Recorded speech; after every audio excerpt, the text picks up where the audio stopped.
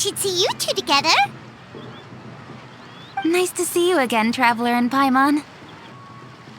Oh, we're not interrupting anything, are we? Not at all. I wasn't in the middle of an interview or anything. I was just asking Miss Kuching about purchasing a kite. A kite? Are you buying some regional specialties to bring back to Fontaine? Well, yes. And... It seems you haven't heard yet. The theme of this year's Lantern Rite is kites. Oh, so that's why Paimon has seen so many floating in the sky. Liyue Harbor is always changing, so it is only fitting that Lantern Rite should change in turn. The Qixing believes it would benefit Liyue to build on our own cultural foundation by embracing the technologies of other nations. After all, it is said that the stones of another mountain may serve to better polish one's own jade. Yeah, remember my business meeting with Tianquan Ningguang the last time I was in Liyue Harbor? That's what it was about. But all I really did was use my network to introduce Lady Ningguang to some interesting people. I'm not sure that quite counts as fostering cooperation. In the end, we decided to combine Liyue's traditional art of kite making with Fontaine's mechanical vertical lifting device. Mechanical lifting device? Sounds pretty impressive.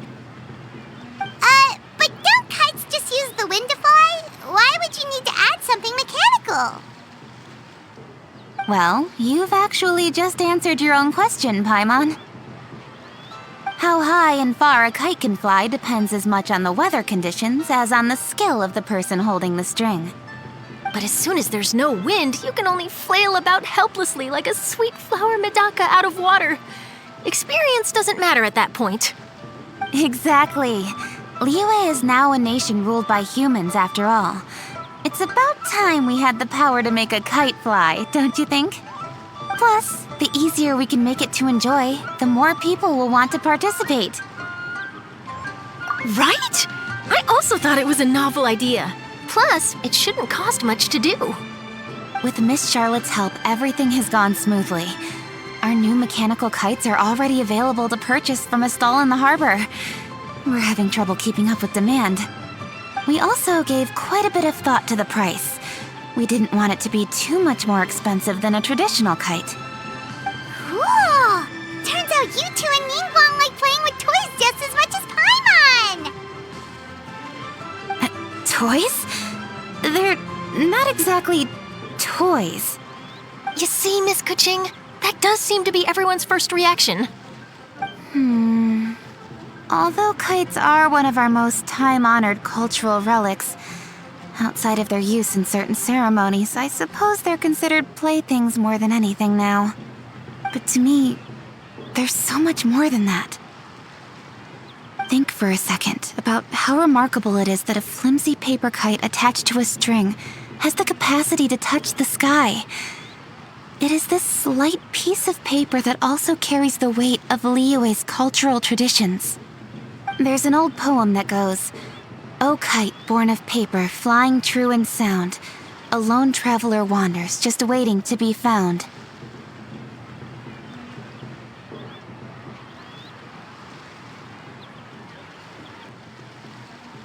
In the past, poets from Liyue used kites to symbolize a feeling of longing, or evoke the peacefulness of idyllic rural scenery.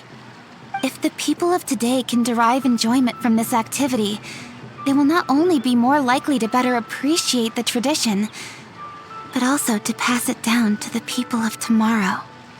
That's the Kuching we know, always thinking 5 steps ahead of anyone else. Well said, Miss Kuching. I've learned quite a bit myself. As long as you're willing to listen, I'm happy to share. I also know quite a lot about the various folk traditions related to kites. For example, whenever a kite blew away, people would say it was the Adepti that summoned the wind to take it away as an offering. That way, you can turn an unfortunate event into an auspicious one. What about something more fun? Do you know anything like that? More fun. Let me think. Oh, I suppose we should first talk about how kites are made. It's another one of our precious forms of traditional craftsmanship. My grandfather told me that back when he was a boy, children learned the art of kite making step by step from their elders. First, you use the thin strips of bamboo to construct the frame. Then, you draw a design of your choice on a piece of paper, paste it onto the frame, and tie on the string. Then, you look towards the sky and release the kite to soar among the clouds. Some people write down certain names or desires on their kites, cut the string, and let them fly free. Others may place particular thoughts or meaning into the design itself. Are certain designs associated with certain meanings? I'm gonna jot all of this down. Well, for example, kites in the shape of a butterfly typically symbolize freedom, happiness, or the desire to break free. Fascinating. What else can you tell me? The scissor-tailed swallow is the most classic design. It symbolizes good fortune and joyful tidings. Different colors also have small variations in meaning. Are these commonly understood meanings and symbols in Liyue? Kind of like the language of flowers in Fontaine. I believe so. Most have probably heard something about it from their elders at some point. If you're interested, Miss Charlotte, I have several books on the topic that I could lend you. They could be a useful reference. That would be a huge help! Great! Looks like I've got the outline for quite the article on my hands. Perfect! We're gonna take a look around. Then I'll show Miss Charlotte to my home for a little while. I almost forgot. The Ministry of Civil Affairs is hosting a kite flying contest on the night of Lantern Rite. If you're interested, you're more than welcome to bring a kite and participate. The rules are simple. Whoever flies their kite the highest and furthest within the time limit will receive a special honor along with a secret prize. I've already prepared more than enough empty film for the event. I can see the spectacle already. Maybe tone it down a bit, Traveler. What if we don't win? It's better to keep a low profile until the competition starts. Then we'll give them a show they never saw coming. Oh, that secret prize is ours. Then I'll look forward to seeing your performance. You bet! See you then!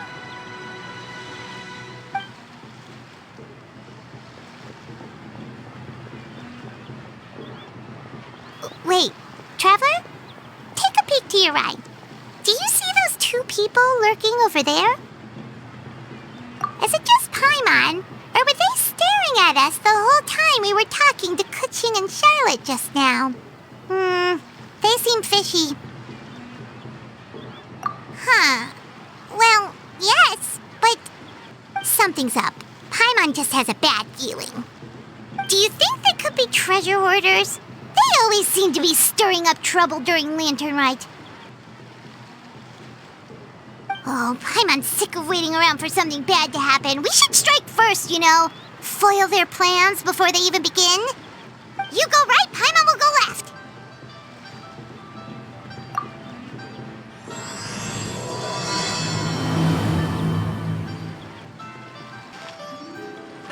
Oh. It is with such an air of urgency that you appear before us. Your comportment suggests you believe us to have committed some heinous crime.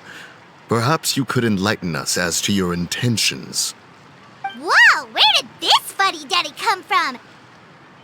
You should be the one doing the enlightening, buddy. Don't think we didn't notice you eavesdropping. One look and we could tell you were up to no good. Tell us everything, starting with your name. One bears no secrets before two such as yourselves. You stand in the presence of the mighty and illuminated Adeptus, Moon Carver. For the purpose of this foray into the mortal realm, however, you may address one as Hojong. You kidding? That deer's got his head stuck so far up in the clouds, there's no way he'd humble himself down here with the rest of us. You may want to hold your tongue, Paimon. Ha! Don't think just because you know her name. Let Paimon guess. You're supposed to be Mountain Shaper, right? Indeed.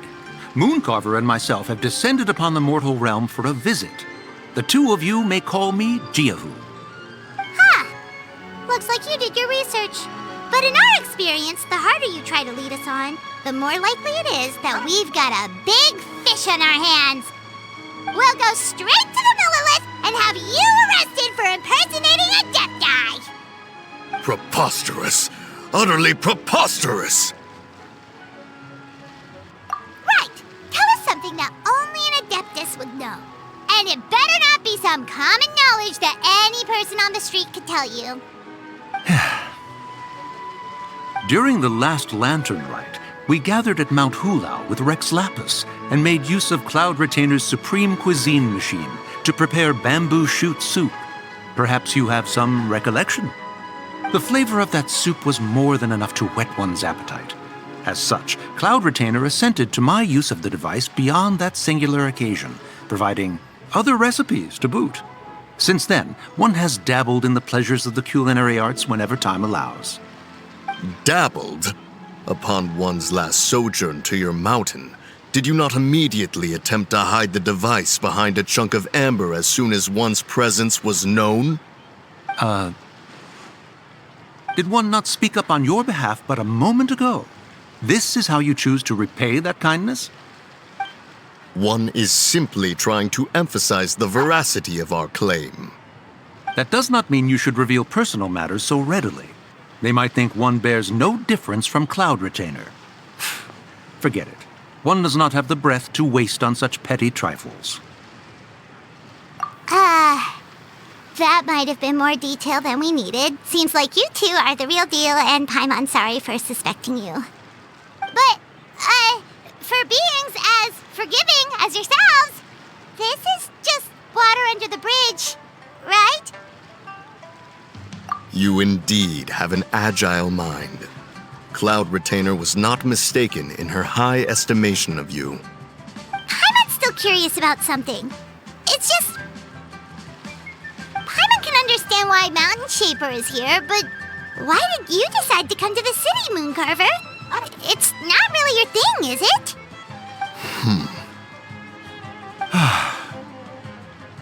It is but an inevitable eventuality. Long have the mountains remained strangely idle since Cloud Retainer's move to Liyue Harbor. With Lantern Rite near at hand, one would expect Cloud Retainer to provide us with an account of the festivities in advance. Yet to this day, she has failed to appear. Cloud Retainer is hardly the forgetful sort. One must never rest idle in the face of that which demands action. And since our acquaintances dwell in Liyue Harbor, we had to travel here in human form to avail ourselves of their aid, Cloud Retainers in this case. But a moment ago, one heard you speak of a mechanical kite of sorts. It appears the essence of the situation has hitherto revealed itself. Now it is time for one to retire back to one's abode. So, you're not looking for Cloud Retainer anymore? Perhaps there are aspects of Cloud Retainer's temperament that remain opaque to young Paimon. Given one's understanding, one can only imagine the anger that now consumes her. Cloud Retainer is of a proud and arrogant disposition.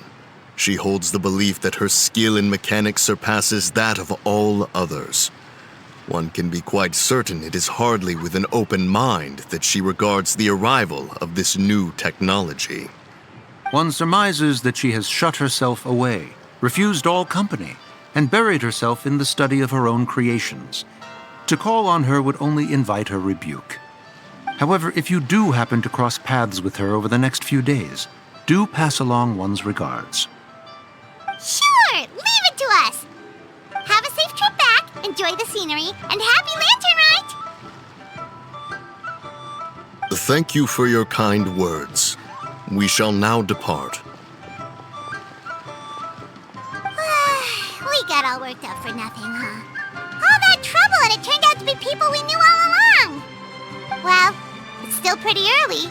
Let's head over and check out the kite stalls. Paimon wants to see what kinds of kites we can buy to use in the competition. The bigger and prettier, the better. Welcome! Are the two of you looking to buy a kite? Would you like me to go over the different designs? Ooh! A scissor tail swallow! And a butterfly! And oh! This jade chamber design is our newest. It's been selling like crazy over the past 2 days. Does it also have a unique meaning?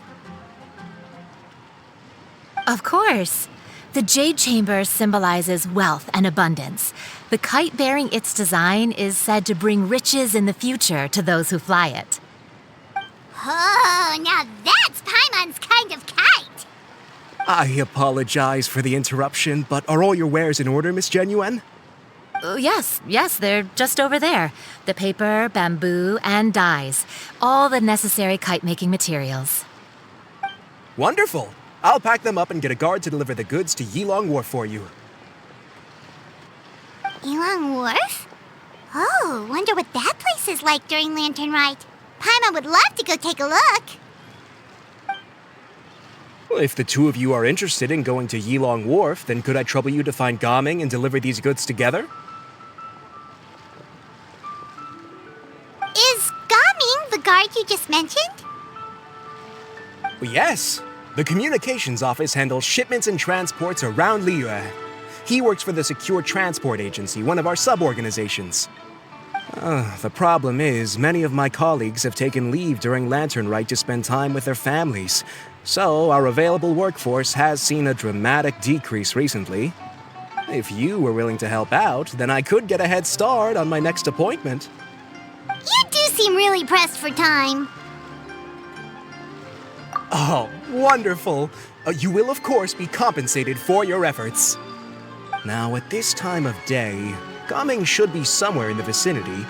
Just follow the main road until you see the head of a Wushu dance costume. Should be on your right. Be sure to come back if you'd like to buy a kite. I'll even give you a discount. Wait, I thought we had an agreement. Loser buys dim sum tomorrow? Look at you. Scowl like that for much longer and your face might stay that way. Hey now, don't be upset. How about this? You extend the invitation and I'll pay. No way, Gaming. You're always the one picking up the tab. I'm not trying to be a sore loser. I just didn't expect you to come from behind to win like that. That was nothing. All in a day's work, friend. Perfect, Gaming is here.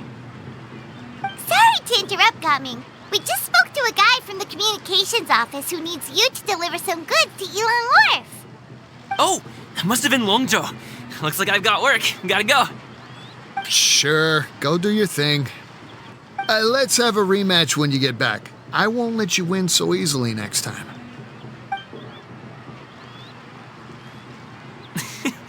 Alrighty, you can hand the goods over to me. Must have been heavy hauling them all this way. Let me take them off your hands. It wasn't that bad. It's just some kite-making materials. Plus, we didn't have to walk very far. Kite-making materials. I see. I'm glad it wasn't too much trouble, Paimon. Still, I owe you one. Ah, and you must be the traveler. It's nice to meet you. Thanks for your help. Huh? You know us? There probably aren't many in Liyue who don't. I've heard quite a bit about you two. You're quite well known around these parts. Oh, and please excuse Longzhou if he forgot to thank you. Take my thanks in his place. He's a good guy. He's just been super busy lately, running around from place to place.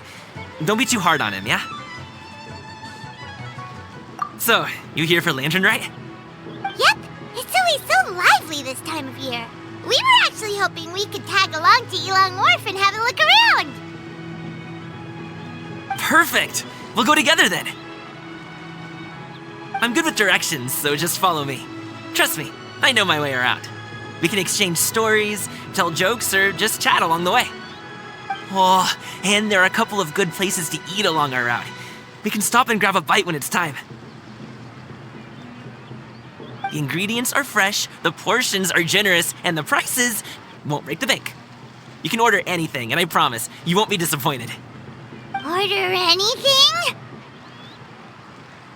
Hey, did you really have to call Paimon out like that in front of our new friend? Don't worry, I understand. I joke around like that with my friends, too. It just shows how close you are. Do you need to pack anything up before we hit the road? I can wait. Nope, our things are always packed and ready. We're pretty much travel experts at this point. Oh, that's right. Then let's get going. If we run into any trouble, you can count on me to protect you. I am a guard, after all.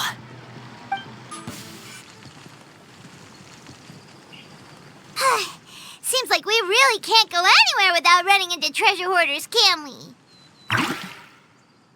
Yeah, it's not uncommon for deliveries to get intercepted. That's why this job needs guards like us. Paimon was impressed by your moves back there. You seem like a real pro at your job. Oh, that's not a skill I learned on the job. It's just a hobby. Have you ever heard of wushu dancing? Really? Wushu dancing is famous in Chunyu Vale. Performers might be invited to promote the opening of a business or to spread good fortune during a holiday season. But I must admit, it has nothing on the popularity of the Liyue Opera. I'm also well aware that people in Liyue Harbor aren't exactly jumping at the chance to watch wushu dancing. So, it's not something I do full-time. Huh? You have 2 jobs? How do you have the energy to do all that? It's not that tiring. You just have to take a rest. Ah, Paimon gets it, so you must sleep a lot then. Not really. Just yesterday, I stayed up all night playing cards. Oh. Let's go. The docks are just up ahead.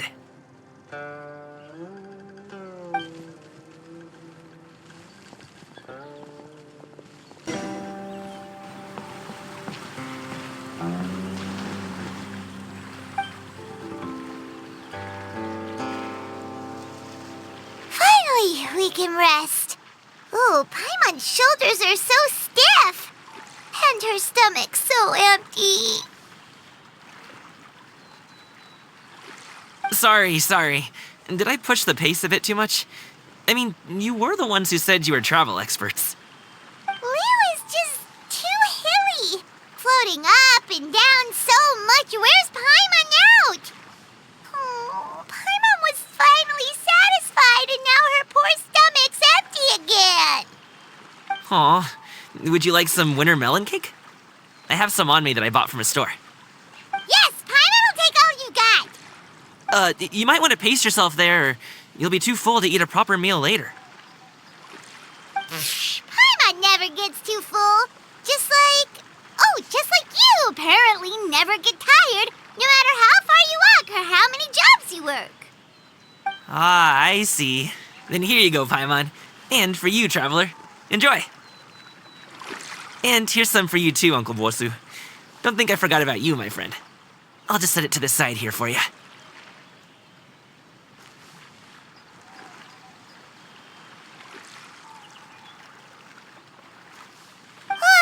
That hit the spot.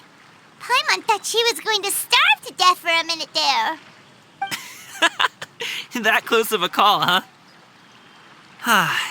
I've been eating winter melon cake ever since I was a kid. You can buy them from all sorts of places, whether it's a small vendor on the side of the road or a big restaurant in the city. But each place produces cakes with a slightly different flavor. If you like these ones, I can give you the address of the shop I bought them from. I'll just have to check when we get back. Oh, all my jabbering must be making it difficult for you to enjoy the scenery in peace, huh? Don't be afraid to tell me to zip it for a little while, okay? Really, I won't be offended. It's okay. Paimon is kind of enjoying listening to your chitter-chatter. Aw, a fed Paimon is a happy Paimon, huh? Hey, Paimon can be in a good mood anytime she wants.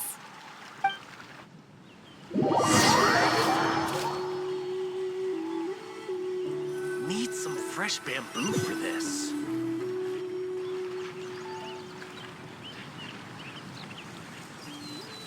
Woohoo! We're here! Don't forget your things, and watch your step as you get off the raft, or you're in for a swim. Thanks for the ride, Uncle Bosu. You take care of yourself now. I'll see you some other time. Okay, follow me. This way is fastest. We'll have to take the elevator up to the secure transport agency.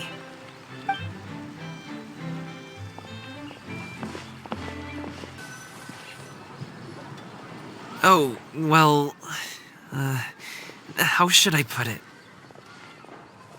Come on, spit it out!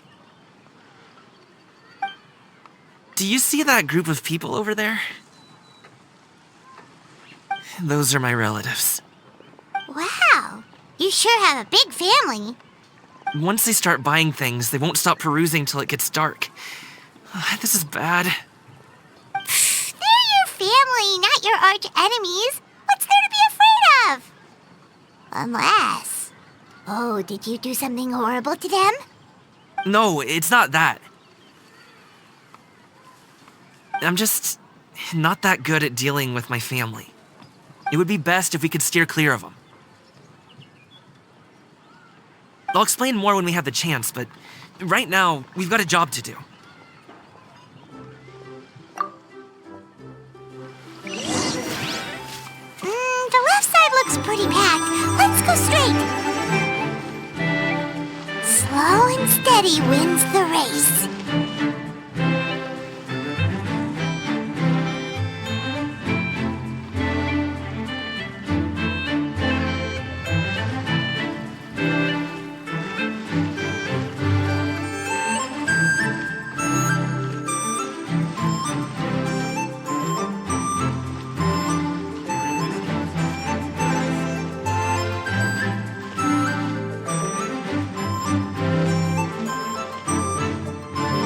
Let's wait here for a second. Maybe my aunt will leave.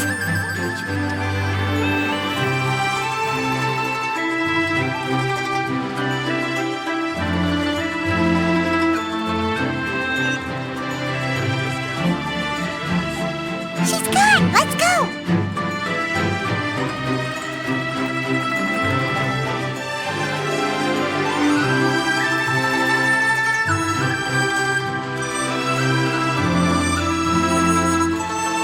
Turn left. Run! To the right, and... With solid practical training, can you unleash... Wow, you guys are good. I'm impressed. That was nothing. It was a piece of cake. Oh, winter melon cake to be exact. You really liked it, huh? Ooh, you know what? I'll buy you a whole bunch and pile them so high you could swim in them. As long as you don't wind up drowning, Paimon. Hey, Uncle Jirgwe. These are my friends, the Traveler and Paimon. They came to deliver some goods with me. So, I guess I'll go ahead and take these over to Uncle Yongzan then? Yes, thanks for your hard work. I should thank you both for your trouble as well. Please take a seat and rest for a bit. I'll prepare some tea. No need. We'll be off soon anyway. Hey, we're already here, aren't we? No harm in taking a load off for a bit. Plus, I know the Secure Transport Agency has some great Songhua tea stashed around here somewhere. I promise you, one sip and you'll be hooked. Anyway, you just sit down and relax, Uncle Jirgwe. Who would I be if I just sat here and let you go through all this trouble? Leave this to me. I have to be up and about to drop these goods off anyway. What's a little extra time on my feet? Oh, you aren't too picky, right, Traveler? I know Paimon prefers things on the sweeter side, so I won't steep the tea too long. And I'll add some dim sum pastries on the side. Aw, you noticed what Paimon likes? How long have you two known Gaming? Oh, not long at all. We just kind of tagged along on his trip to Yilong Wharf. He's just a super welcoming guy. We became friends, you know, just like that. That's just how he is. He's the attentive sort. Really knows how to look after his own. A while ago, one of our guards had to take off work. Said his joints were hurting due to the rain. Gaming personally went all the way to Boo Boo Pharmacy to get some medicine for him from Dr. Baiju, then traveled through the night to deliver it back to him. That young man has such a good head on his shoulders. How can anyone not love him? I mean, there is his dad, but, well, ask anyone else. And Uncle Yongzan says he doesn't have the personnel to spare for this delivery right now. So what do you think, Uncle Jirgwe? Should I go ahead and deliver it instead? Feels like we've troubled you enough already. It's kite-making materials, though. Could be for a kid. I'm sure the sender wants it delivered before Lantern Rite. Oh, by the way, here, have some tea. All right then. Deliver it if you want to. Ooh, are you free in 2 days? How about we grab some dim sum from Shinya Kiosk? My treat, and don't even think about trying to pay. Whoa, that's way too generous of you. Don't mention it. Just think of this as a thank you for all your help. Besides, the thing between me and my family, it's a long story. It might take some time to tell. Sounds good. Paimon never says no to free food. All right, then I'm off. See you in 2 days. Oh, and Paimon, make sure not to eat too much before then. Don't say I didn't warn you. Is he underestimating Paimon? She's just gonna have to show him how much she can really eat. Anyway, is Gaming's family situation really that complicated? He has such a happy-go-lucky personality. Plus, he's an enthusiastic and diligent worker. It's hard to imagine a guy like that being troubled by much. How should I put it? Since he already plans to tell you himself, you don't need an old man like me to add my 2 cents. You seem to be around the same age, so you might have a lot in common. Perhaps you could help him talk things through. Consider it a favor to me. If you have the time, maybe you can make a little flag for us to wave about. It can say, "We provide aid in spades." Couldn't hurt to advertise our services, right? Well, I can certainly arrange that. Is there anything else you wanted to say? Wait, seriously? Paimon was just joking, but if you're going to get us something, she'd much rather have winter melon cake instead. Seems like Gaming really has rubbed off on you. Would you like some more tea? I think there's some left. No thanks. We came all this way and still haven't gotten a chance to look around the wharf. We should see the kinds of kites they got. Maybe they'll have ones you can't find in Liyue Harbor. All right then. Please do let me know if you'd like more tea. You're welcome to stay as long as you like.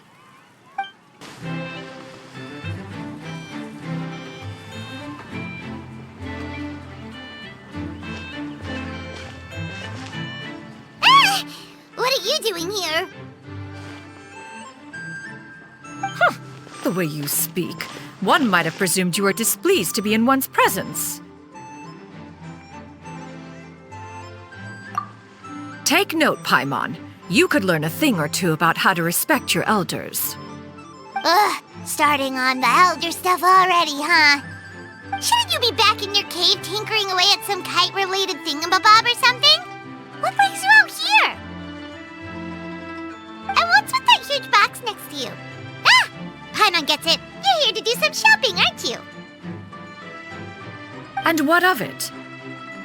The Qixing's decision to integrate Fontanian technology into said kite-flying competition is of no consequence to oneself. Did you expect one to willfully compete against the whimsical trends of worldly sentiment, or perhaps even fall to petty sulking over such? It's not that we think those things exactly. That's just what Mountain Shaper and Moon Carver told us. Or Tia something and Ho. Paimon can't be bothered to remember what their aliases were called. Anyway, they went to Liyue Harbor to look for you. They even asked us to pass along their regards if we ran into you. Tianyin?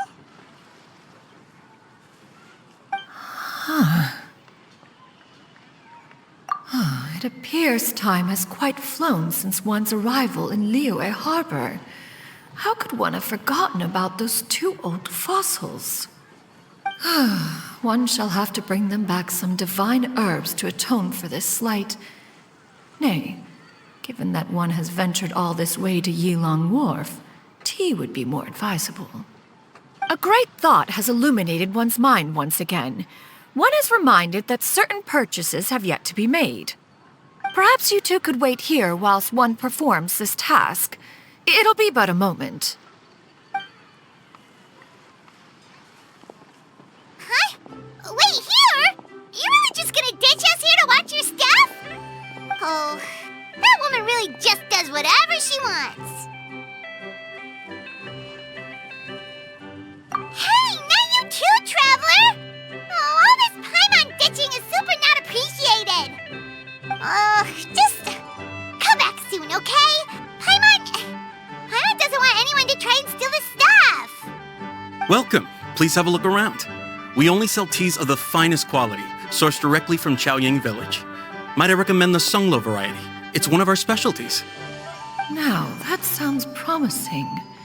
One will bring some back for those old fossils, and all will be well. 2 boxes will do. Wonderful. By the way, we're actually running a special Lantern Rite promotion. Buy 3 boxes, get 10% off. 4 boxes will net you 20% off. 20% off 4 boxes. This merchant strikes a fair bargain. One might as well give some to Morax and Ping, too. Then 4 shall suffice. I see. Are you intending to give these as gifts? If so, perhaps I can interest you in these exquisite gift sets. Buy 10, get half off. Look at the magnificent design, and the red ribbon gives quite the festive flair, don't you think? Such a gift would be sure to impress any lucky friend or family member. 10 boxes. Seems rather excessive. But if one factors in the Conqueror of Demons and one's disciples... 10, a nice round number, don't you think? Of course you do. I'll even shave a little extra off the price for you. That is agreeable. I will have these boxed up then. Of course, right away. I see you have quite the eye for fine items, mademoiselle. Perhaps some of my wares might also be of interest to you. I'm a toy merchant from Fontaine. You'll get nothing but the finest and most intricate clockwork toys Mora can buy here. Each one sure to be a source of endless amusement.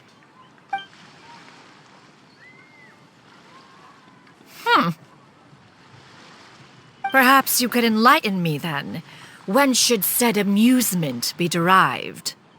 Well, that is, of course, best understood by playing with them yourself. If you could wait just a moment, I can bring one out and give you a demonstration.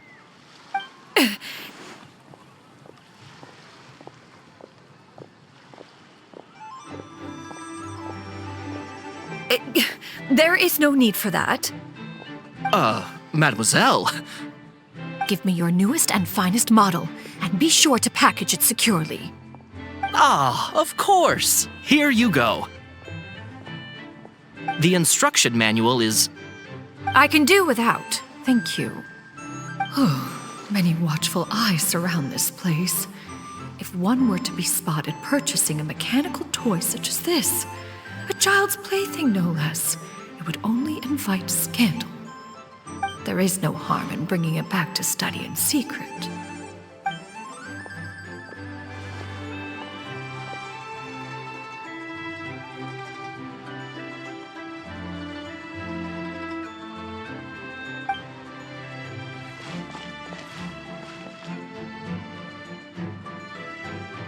Oh, Shenyan, did your shopping go smoothly? Naturally. One may not delight in social interactions, but that does not mean one lacks said faculties.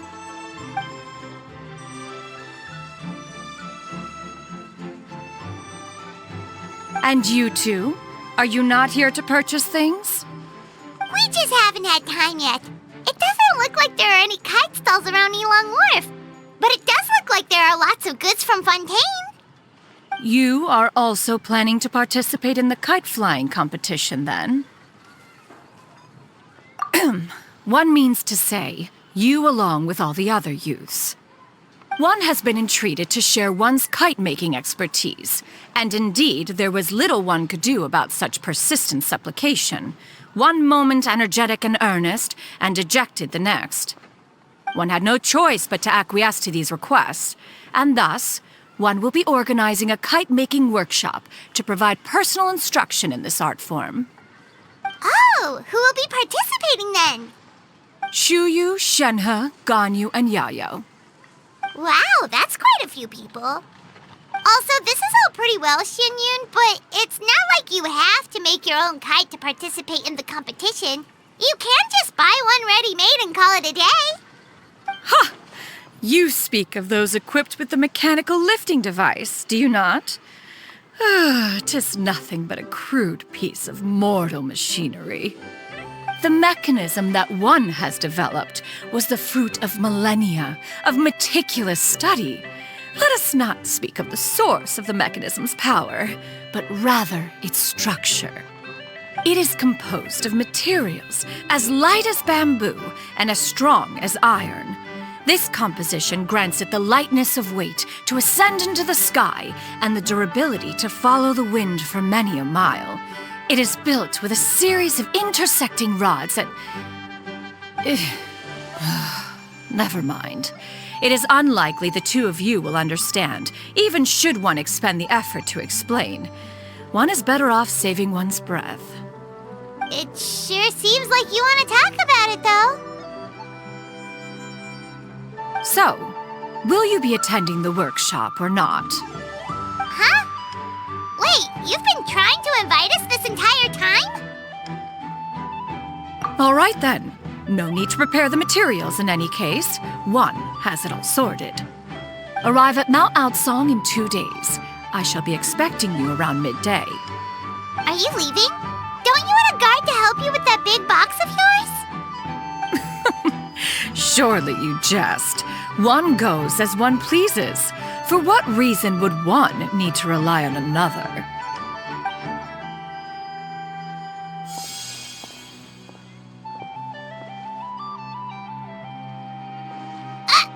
It can float? What kind of invention is that? One calls it the floating toting device. She seems pretty proud of that one. Look at her walk down the street. She seems so confident, but everyone around her is looking at her all funny. Paimon wonders... never mind. But anyway, that box of hers seems to be full of those mechanical lifty thingamabobs. Not that Paimon was peeking or anything. She just, got a bit unsteady for a second and accidentally brushed the embroidery on top. And wouldn't you know it, all the stuff inside almost came bursting out. Paimon even went out of her way to keep it all together. All Paimon say is that Xianyun sure does try hard to save face. What did she call it again? A crude piece of mortal machinery?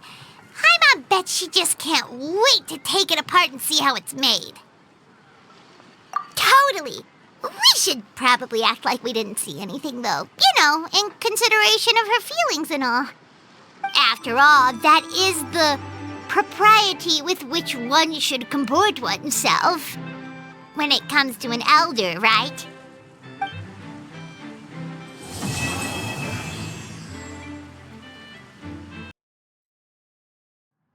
Oh, you're here early. I just ordered. The food should be out in a second. Sit down, sit down. Let's all take a seat. Here, hand me your cups. Oh, thank you. Wait, you weren't supposed to drink that, Paimon. That was for you to rinse your utensils. That's a thing?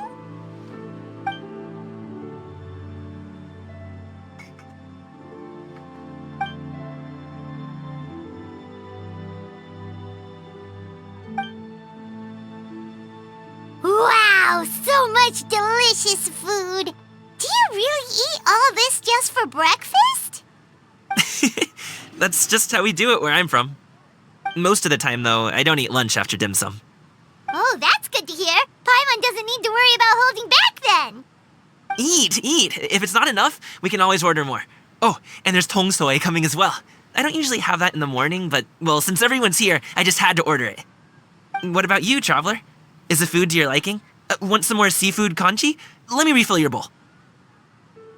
Paimon's gonna take you up on that. Fill it up nice and full, and make sure she gets a few extra shrimp. Thanks!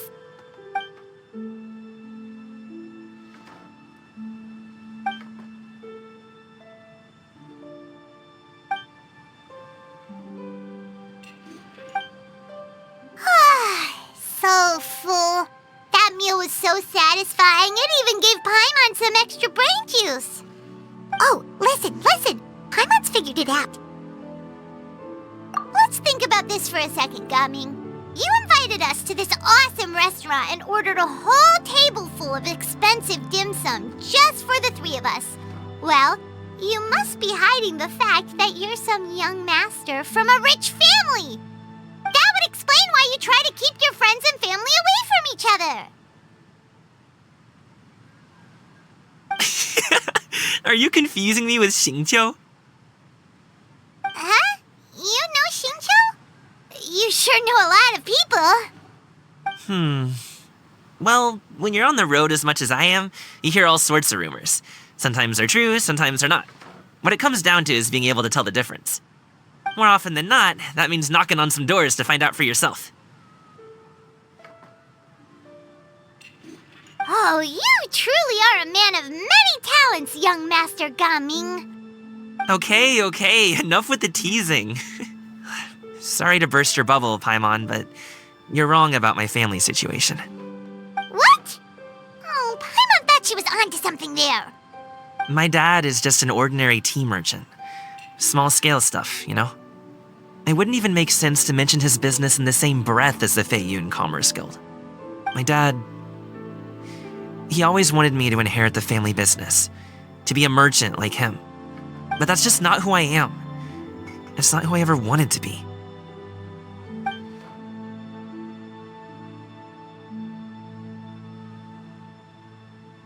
Have you ever talked to him about it? You know, about your interests and aspirations and stuff. Of course I have. I told him I wanted to be a wushu dancer. That I wanted all of Tevat to see what I could do. According to my dad, though, that wasn't a real job. Just a child's pipe dream. Oh, that's terrible.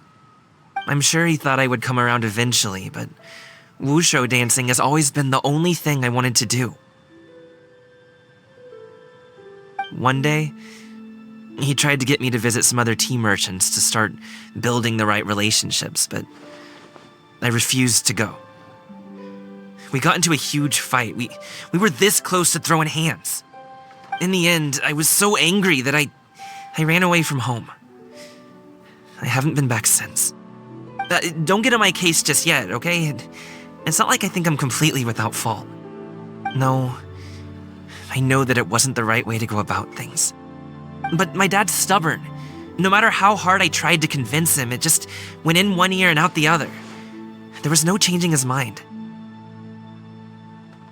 I knew talking would only get me so far, but if I made it big in Liyue Harbor, the results could speak for themselves. Gaming. But I'm sure you both already know how that's going. Wushu dancing's just not that big in Liyue Harbor. In the past, I would go door to door from store to store, asking if they would be interested in hiring a performer. Most times, I wound up eating nothing but humble pie.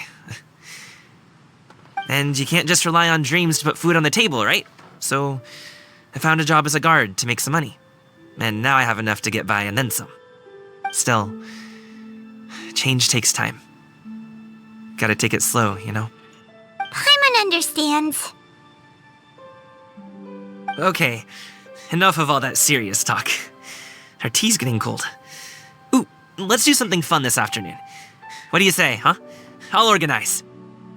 Actually, we kinda already have plans this afternoon. We told Xianyun that we would go to her kite-making workshop. Oh? Are you interested in kite-making, Gaming? Oh, no. It's just that I happen to know Auntie Xianyun. certainly humanizes her a bit. Oh, I know that she's an Adeptus. I met her during a delivery once. But hasn't she been in the city lately? She's even tried, with some limited success, to change her terms of self-address or something like that. She came to see me a few days ago to ask about luminescent dyes. Oh, wait a second. She doesn't plan on putting those on a kite, does she? Is that not something you can do? It's one thing to use it on cloth, but applying it to paper is another matter entirely. Why couldn't she tell me what she wanted them for? Yeah, she does seem to have trouble with that sometimes. It would be such a shame if everyone worked so hard on their kites only for them to get ruined in the end. Okay, I'll go with you. If Auntie Xianyun wants to use those dyes on a kite, the formula will need to be changed. Great! The more the merrier!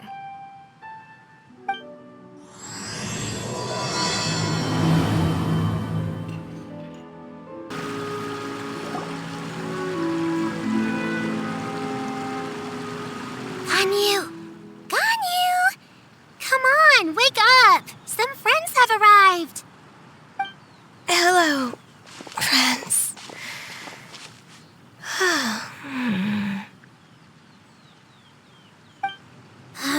Ganyu! Oh, I have some mint oil. Perhaps we should try that. A guest at Wanmin restaurant recommended it to me. I've tried it. Its stimulative effects are much stronger than what can be achieved from chewing on mint leaves alone.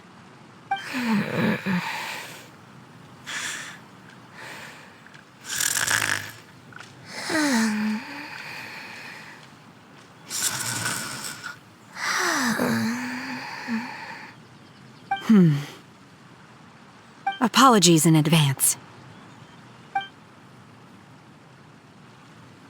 Wait! Shenhe! Not there!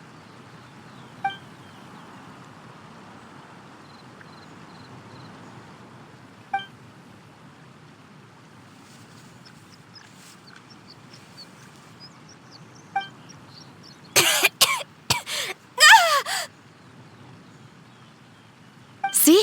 It worked. She's awake. Are you okay, Ganyu? Do you need some water? Or maybe something to eat? I'm fine. I just feel chilly all over. Huh. Was it that effective? Chilly, huh? Master always says a cool head leads to a calm heart. So, does this mean that heat's what we need to help you, Ganyu? Paimon doesn't think that's what the expression means exactly. I feel a bit better now. Was I asleep? Must have been around the time I usually take my midday nap. Did you not sleep last night? That does seem to happen to you often. Perhaps you should come work at Wanmin restaurant with me. We get off at 10 on the dot every night without fail. I could never.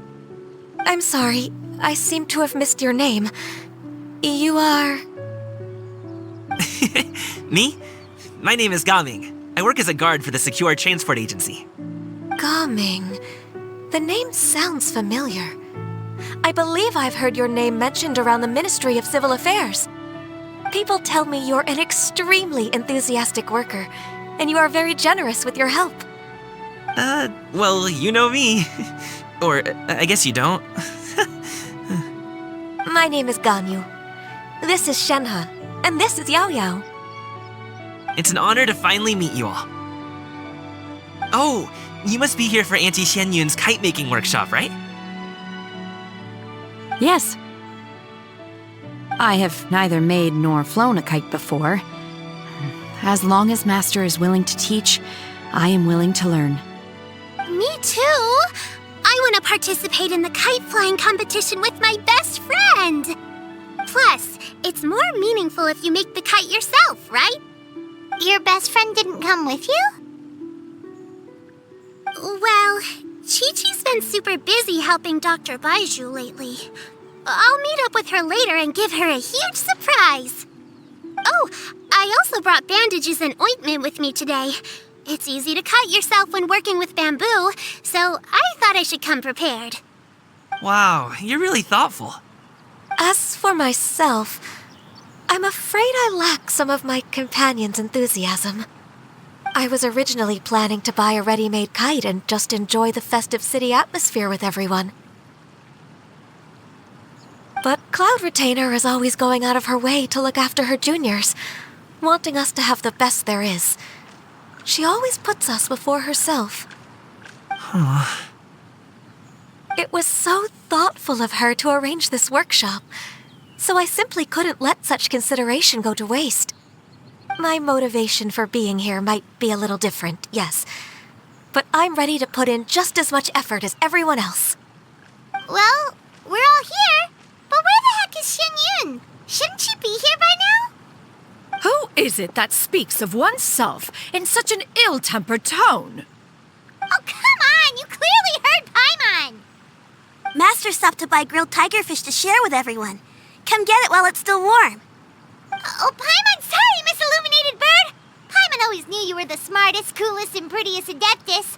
Someone as wonderful as you is sure to have brought enough for Paimon as well, right?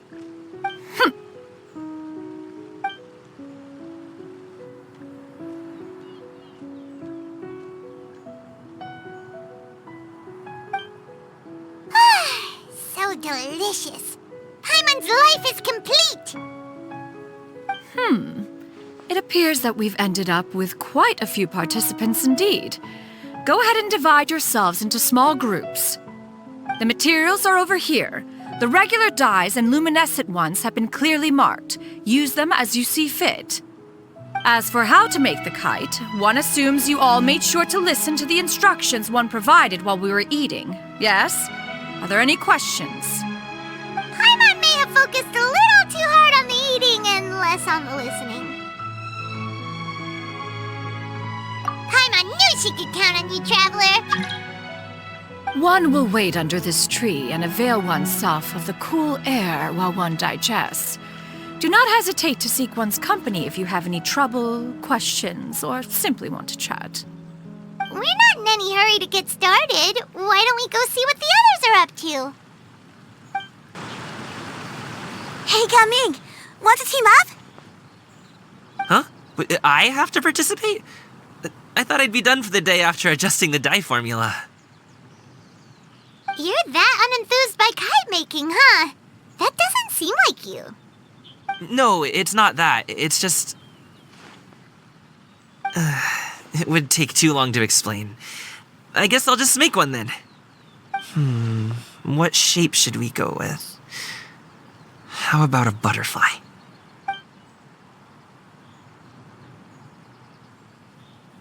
What do you think, Shuyu? Is there a particular design you want? I want a swanee! That might be a little hard to pull off. True, but I still want to try. They're super cute. Okay, it's decided then. Shenhe, it would be great if you could refrain from putting things on my horns from now on. They're really quite sensitive. I see. My apologies. I shall remember that in the future. Thank you. No harm done. Good. Could I touch them just once more, though? No oil or anything this time. I've just always wondered what Miss Ganyu's horns feel like. Huh? Please, I told you. Just call me Ganyu. Well, all right. Just be gentle. Firm to the touch with no discernible temperature. Oh, not unlike certain medicinal plants I've eaten before. Oh, still, Ganyu appears to be shaking like a cat whose whiskers have just been touched. I should stop. I see. Then I'll apply the oil to your forehead next time. Oh, no need. I'll just refrain from taking afternoon naps outdoors. Anyway, we should probably get started on our kite. It won't be long before Cloud Retainer comes to check on our progress. Perhaps we should just choose the most traditional style. Okay. Well, they seem to be getting along swimmingly. Let's not disturb them.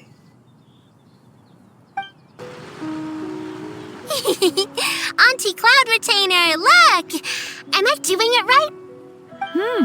Very good. Your frame is nice and sturdy.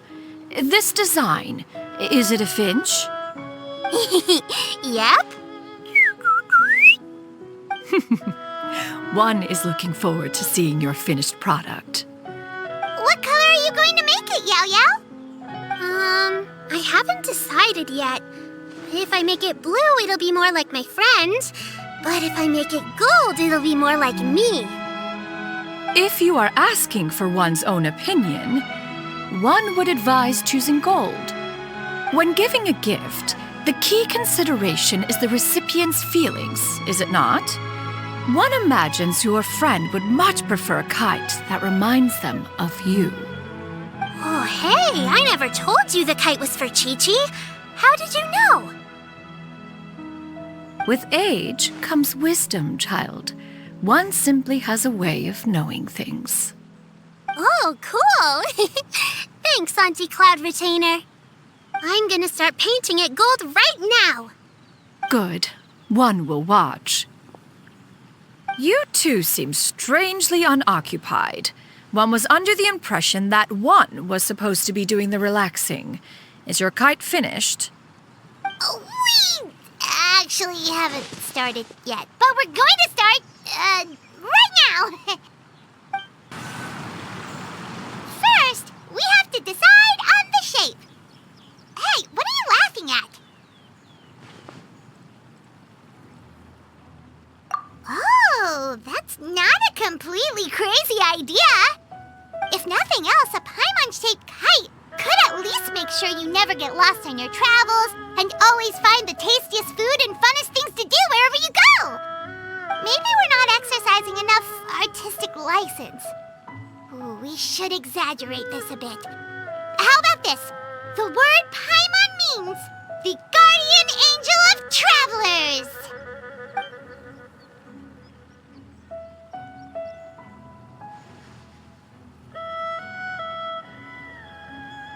Now, what expression should we give her, since the kite is going to be flying super high in the sky?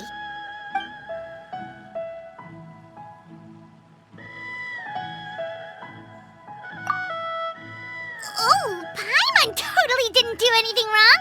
And even if she did, she doesn't deserve to get shot up into the sky for it. Something like this, then.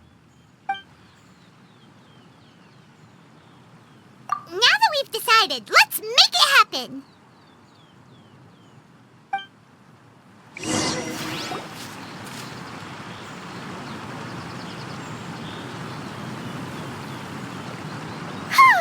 It's done! Paimon has to say, Kai Paimon might even rival real Paimon in terms of cuteness. Now we just have to attach the string, right? All right, gather around, everyone. Oh, Shenyun's calling us!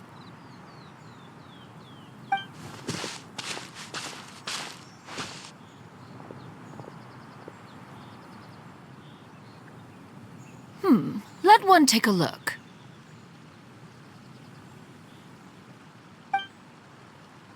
Wow!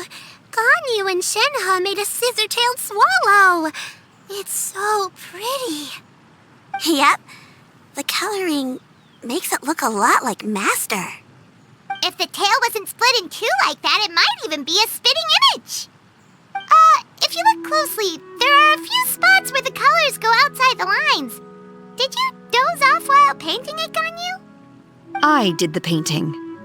I stared at the paper for quite some time, but I simply could not recall the coloring of any bird. Except Master. Or should I say that I'm too familiar with her crane form? Even when she stands before us in human form, all I can see is blue and white. Oh, well, now that you mention it, Paimon can see it too. Exactly. So I simply closed my eyes and painted from memory. No way. You can paint with your eyes closed? Wow, the disciples of Adepti really are something. You are most filial, Shenhe. One is flattered by the likeness.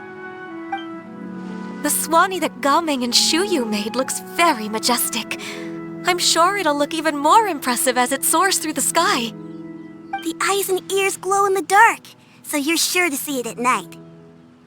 Your golden finch is cute too, Yao Yao. It's all thanks to Auntie Cloud Retainer's guidance. What about your kite, Traveler? Ta-da! Here it is! Very Paimon-like indeed. Why do you say that, Shenhe? That one time the Traveler suspected that a piece of meat was missing from their bowl, that was the exact expression on your face. Is that something that happened? Is that the Jade Chamber? Oh?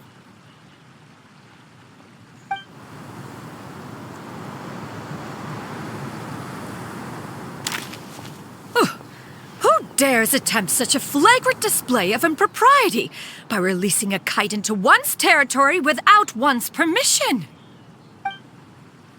Oh, and to do so by making use of this crude piece of mortal machinery. One simply must know who it is that possesses such impertinence. Continue attaching the strings, everyone. One will be but a moment. Cloud Retainer!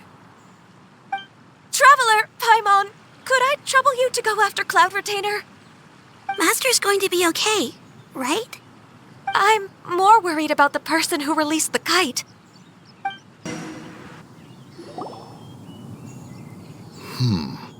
This Fontanian device of mechanical motion is quite curious indeed.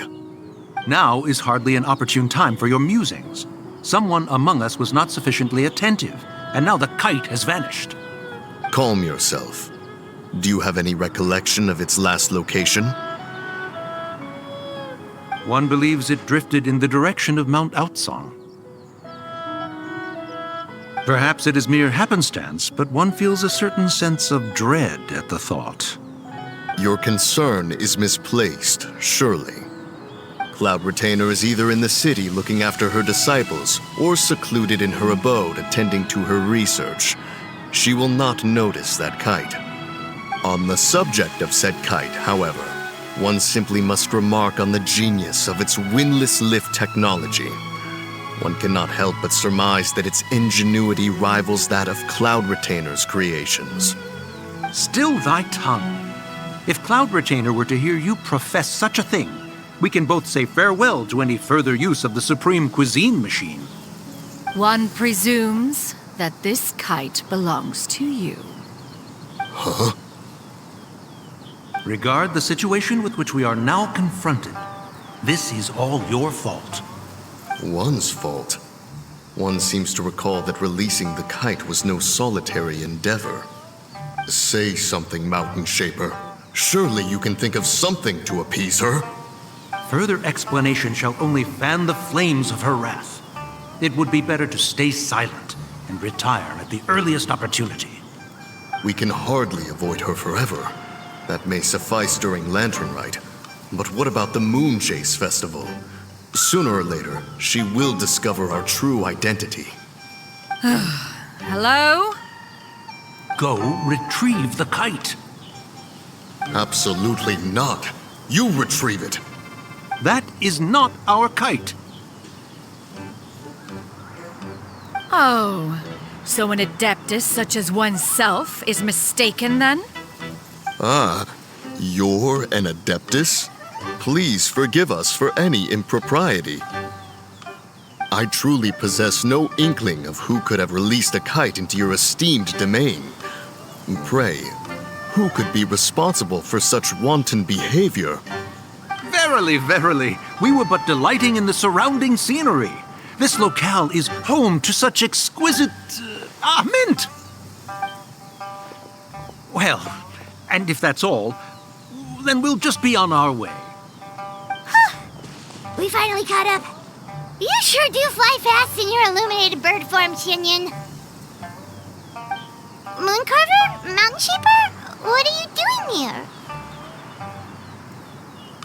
You! Okay, now Paimon's getting a weird vibe. Did she say something wrong? It is of no consequence. Long has one seen through their disguises.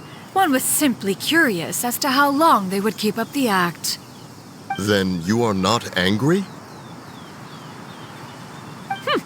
How could one feel anger at the sight of two old friends enjoying themselves? One is also well aware of how enticing these city novelties can be. We were simply consumed by a fit of festive spirit. Seldom do we get the opportunity to partake in the delights of the times. However, we are far from being as adept as you in matters that require a deftness of hand.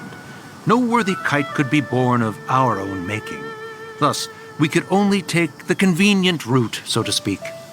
Your prowess in mechanics is unparalleled, Cloud Retainer. You wield the wind and waves themselves. Your singular talent stands unmatched across the land. Of this, we are well aware. One has guests to attend to. We will have to convene again some other time. Traveler, Paimon, do try to keep up. We're leaving already? All this flying from place to place is wearing Paimon out.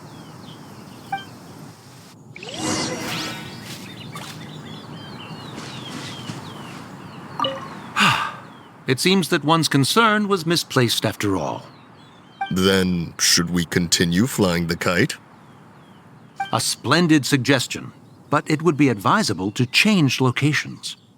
Perhaps your mountain would suffice? It is more than spacious enough. A fine idea. A fine idea indeed.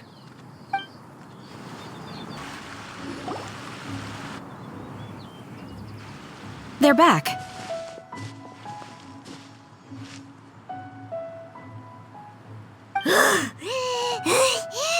Paimon's pooped.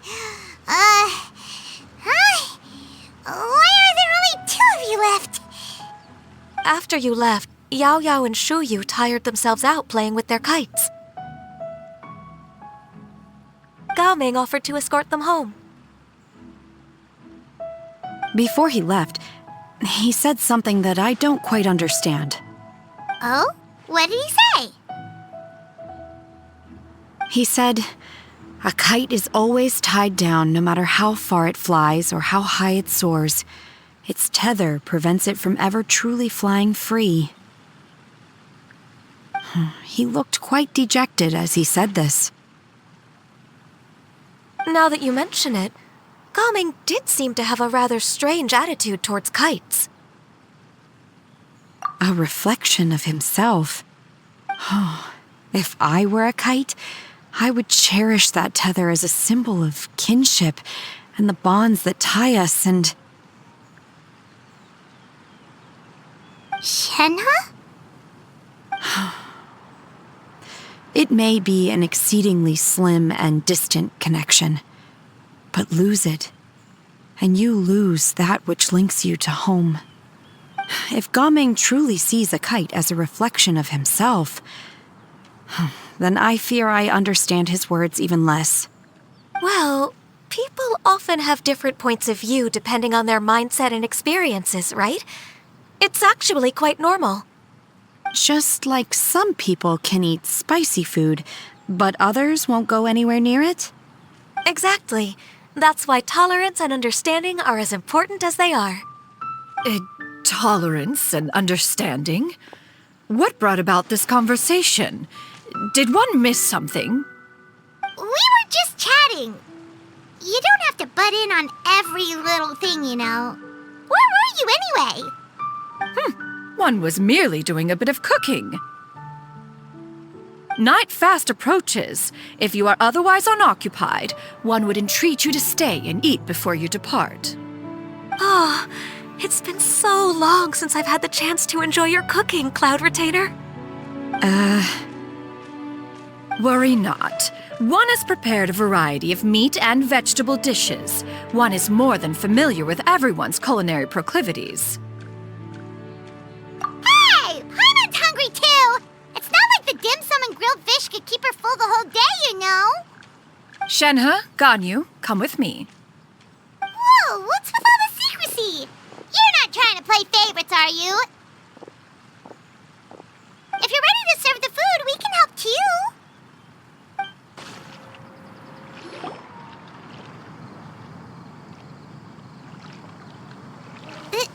This is...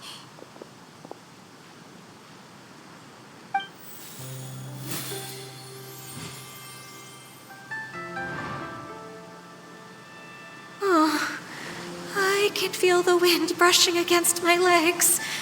This is a bit embarrassing.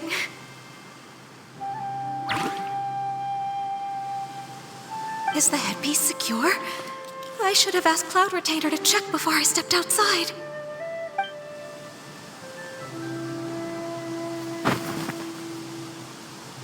How do we look? Huh? She asked them just like that? You look pretty too, Ganyu! Oh, how should Paimon put it? You both look so elegant and refined! Those outfits really suit you both! Given that one employed the services of the best tailor in all of Liyue, one would expect nothing less.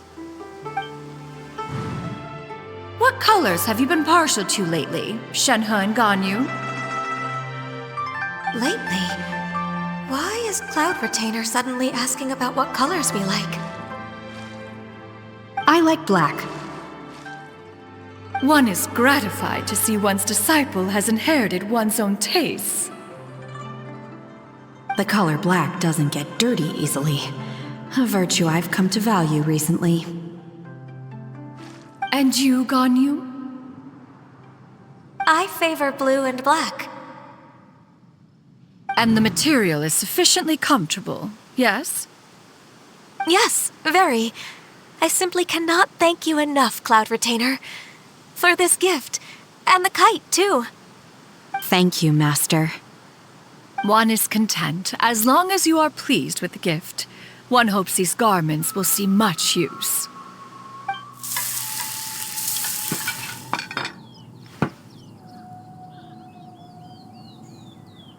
Seems like your supreme cuisine machine is just getting better and better, Xinyun! This golden crab's particularly good. The shell's deliciously crunchy, and the meat inside is so succulent and sweet! Paimon can't stop eating. It's a good thing Gaming isn't here, or Paimon would have to duel him for the food. You know, with chopsticks. He traveled all this way on account of the kite-making workshop, and he spent the whole afternoon looking after Shuyu. One was hoping to treat him to a meal. Oh, well. One will just have to extend one's thanks in person. It's rare for someone to make such a good impression on you, Cloud Retainer. One has high standards. He appears to be a young man of much merit, and one is not the type who would see such potential squandered. It appears that he wishes to break free from the kite string that tethers him. Kite string? Huh, what strange metaphors you speak in, Shenhe. Ever since you returned from one mean restaurant, your turns of phrase render one at quite the loss. Where do we even begin? Oh, do you know about the conflict between Gaming and his dad, Xinyun? One has only heard that the two are not on good terms. He ran away from home and hasn't been back since. Oh? Ran away, you say? Huh. One believes we would all benefit from a more thorough retelling. Start from the beginning. Oh, okay. Paimon just hopes he won't mind. What? This shall not do. Lantern Rite fast approaches. We must make haste. As one was contacting various tailors around Liyue, one could not help but be reminded of Menogius. He possessed a singular talent for clothing design. He had an exquisite eye, not just for fabric selection and color pairing, but also for what accessories could best accentuate a garment's overall styling. At a gathering of Adepti, Bonanis once complained in secret to some of the ladies in attendance that the skirt Menogius made for her was too long and impractical, lamenting that it would only hinder her in battle. However, when one asked Menogius his opinion, he remarked that the train of the skirt would serve to enhance her adeptal countenance by exemplifying a certain elegance. Menogius was that type of person. When it came to topics relating to garments and accessories, not even Rex Lapis could best his stubbornness.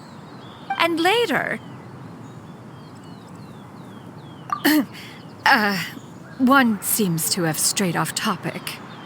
One means to say that Lantern Rite should be a day of reunion. It is a time to address problems before they turn into regrets. Fate is fickle. The cruel reality of this world is that suffering and misfortune can befall any of us without design or reason. If there is a chance for young people to remain insulated from this reality, one should do one's utmost to make it so. That's nice and all, but... Do you have any ideas, Cloud Retainer? Perhaps adeptal arts could be of use.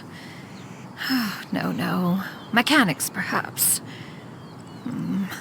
One fails to see its use in a situation such as this. Is there anything I can do to help? Combining our efforts is a fine idea indeed. Aha! One has an idea. How about this? Does that make sense to everyone? Yep. Oh, Paimon really hopes this works. One's designs never fail. Now then, I counsel rest for all, and to make the necessary preparations. One shall see you in 2 days.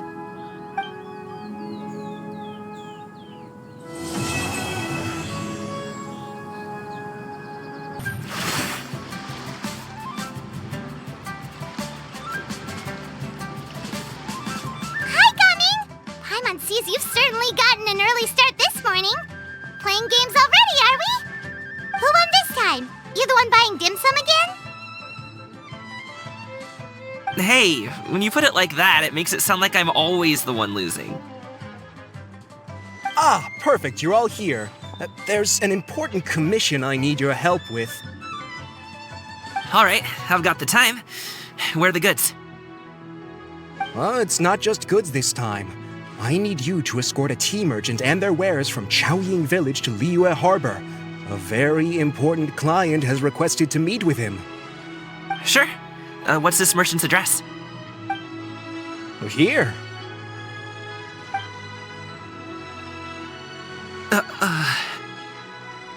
If the client's that important, then this must be a very crucial, very pressing commission, right? Of course, the sooner you complete it, the better. I would advise you to depart as soon as possible.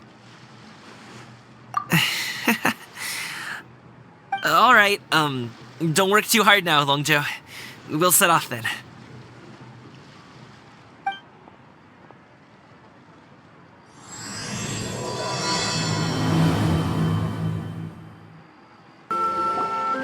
Hello, you must be the tea merchant heading to Liyue Harbor. We're here to escort you.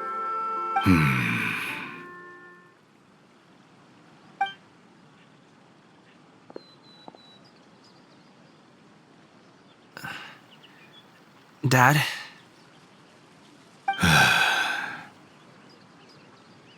Oh, so you're Gumming's father. It's nice to meet you. Just leave this delivery to him. Trust Paimon, he's got this in the bag. Gumming is super good at what he does. Everyone at the Secure Transport Agency says as much. Even the Ministry of Civil Affairs has nothing but good things to say about him. Seems like you've made some sort of name for yourself at least. The goods are all in order? Yes, They're all here. Then let's get going. A very important client has asked for you by name. You kinda have to come with us. Paimon doesn't know how we would explain ourselves if you just didn't show up. Plus, you'd be missing out on a huge money-making opportunity. I see. I suppose I will have to trouble you all to escort me, then. Let's go.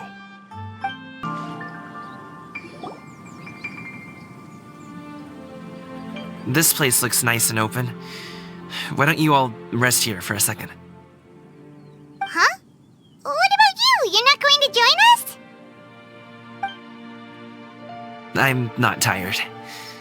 I'll keep watch. Oh, but... Just let him go.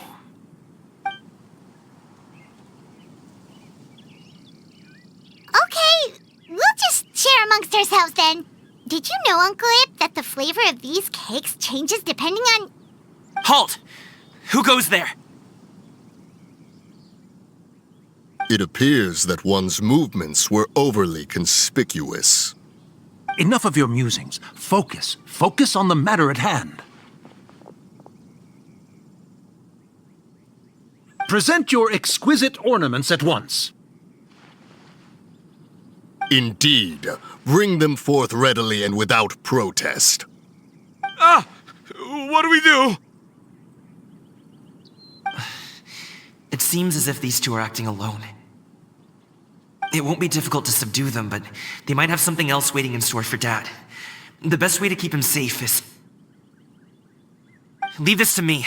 I'll handle them. Traveler, Paimon, take my dad and the goods away from here. No, Gaming. It's too dangerous. This is what I do.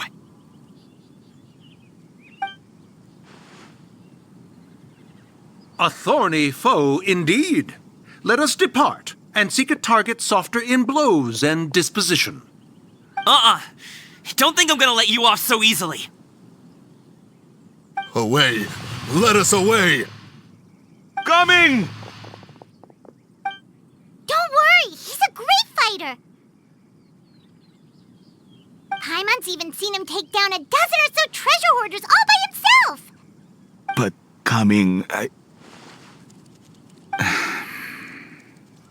If he had just stayed by my side and learned the family trade, he wouldn't have to put himself in such dangerous situations. We just have to trust him. Let's go on ahead. We'd best get away from here, in case there are other bandits in the area waiting in ambush. All is going to plan.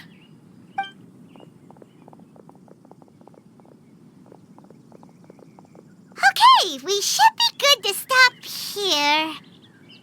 Youngli? Oh no, what is he doing here? Good sir, please, listen to me. Reel in your line and leave this place as quickly as you can. There are bandits in the area.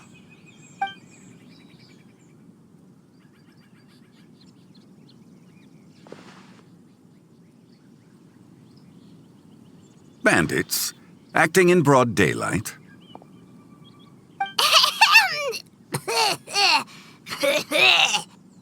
Oh.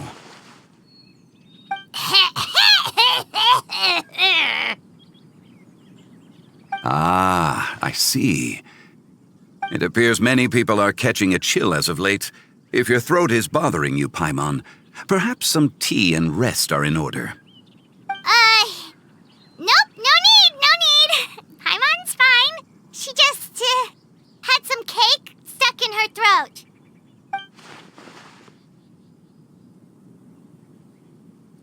If there are indeed bandits in the area, then we should inform the Millilith at once. Oh? Well, if that's the case. Such matters are best left to those with the necessary expertise, wouldn't you agree? I suppose you're right. If ordinary people like us got involved, we would only cause more trouble. Since we find ourselves otherwise unoccupied in this beautiful area, why don't we find a quiet place to relax while we wait for good news? That would be lovely. So, Uncle Ip does have a reason to be worried. After all, Gaming, the guard we mentioned, is his son. Gaming. The name sounds somewhat familiar. Ah, yes. That is the name of the Wushu dancer who has been performing around Liyue Harbor recently, is it not? Oh, have you seen him perform? Indeed. I cannot help but admire his skill. He truly encapsulates the spirit of the Suani. Wushu dancing has become more well-known in Liyue Harbor recently. However, although performers are seeing budding success, they have no doubt had to face many hurdles along the way. One's not so easily understood by spectators such as ourselves. If you ask me, what truly deserves admiration is perseverance in the face of adversity. That is a rare attribute indeed. I have heard many of my acquaintances praise Gaming for his kind, selfless, and courageous disposition. To have a child so accomplished and upright, you must be a very proud parent indeed, Uncle Ip.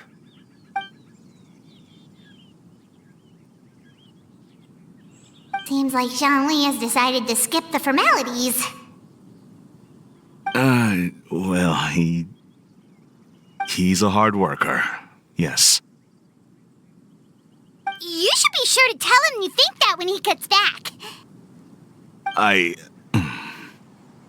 Your son is young yet. It's normal for someone his age to be a bit hot-headed. It's understandable to find talking about such things in person difficult. If there's a particular sentiment you wish to convey, perhaps we could pass it along for you. No. It wouldn't be right to ask that of you. This thing between us has festered for many years now. In truth, there are some things that simply aren't easy for us to talk through. I've been in the tea business for most of my life, and I always hoped my child would do the same. Otherwise, how would he support himself? Over the past few years, I heard how well he was doing for himself as a guard. How his work was taking him to farther and farther off places. I also heard that he never gave up on Wushu dancing. It made me happy. But I was also worried. When you're young, you can handle all that physically taxing work and manual labor. What young person isn't capable of making a living that way? My concern is what happens when you get old. Every time I get to thinking like that, I cannot help but be reinforced in the belief that I was right. That I was right not to give in. I often regret introducing him to Wushu dancing as a kid. If I had known how things would turn out, I would have never taken him to see those performances in the first place. It is only natural for a parent to strive to send their child down the right path. No one would begrudge you that sentiment, Uncle Ip. You need not worry. You seem quite young, Mr. Zhongli. Yet you speak with such wisdom. Perhaps I have misjudged your age. Your words are too kind. Truth be told, one of my old friends has several grown daughters. Rather than fretting about their future, however, she prefers to let them find their own way. Then she's more easygoing than I could ever be. I fear I lack such an open mind. I meant to say earlier, there is no need to be so polite. Feel free to call me by my name, Ipdak. Sure. So, do you also think I fret too much, Mr. Zhongli? That's not exactly what I was hoping to convey. Only a fool would ask a parent not to worry about their child. But think of it this way. Raising a child is not unlike flying a kite. Hold the string too tight, and it can no longer soar.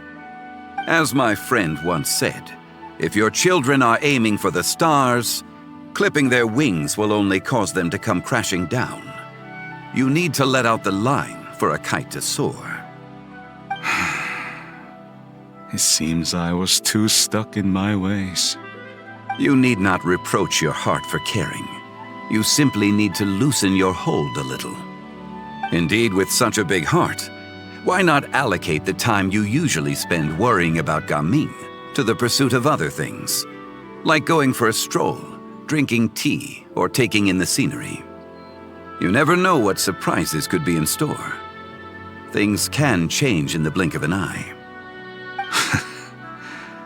The blink of an eye, you say? Do things change so quickly? Children grow up in quite the same way, do they not?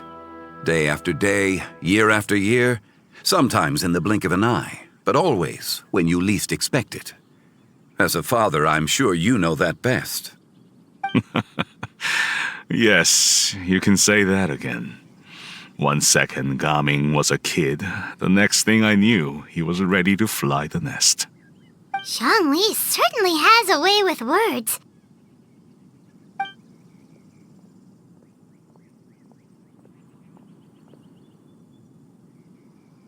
Oh, Gaming is back!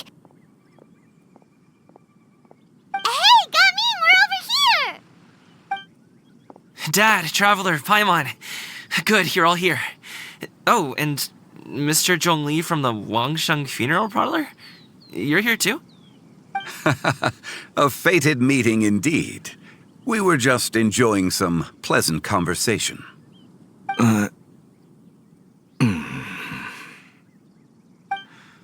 Is everything resolved? Well, you could say that. What does that mean? Traveler, Paimon, come with me. I need to talk to you. Oh, okay. I'll come right out and say it. Those 2 bandits, you sent them, didn't you?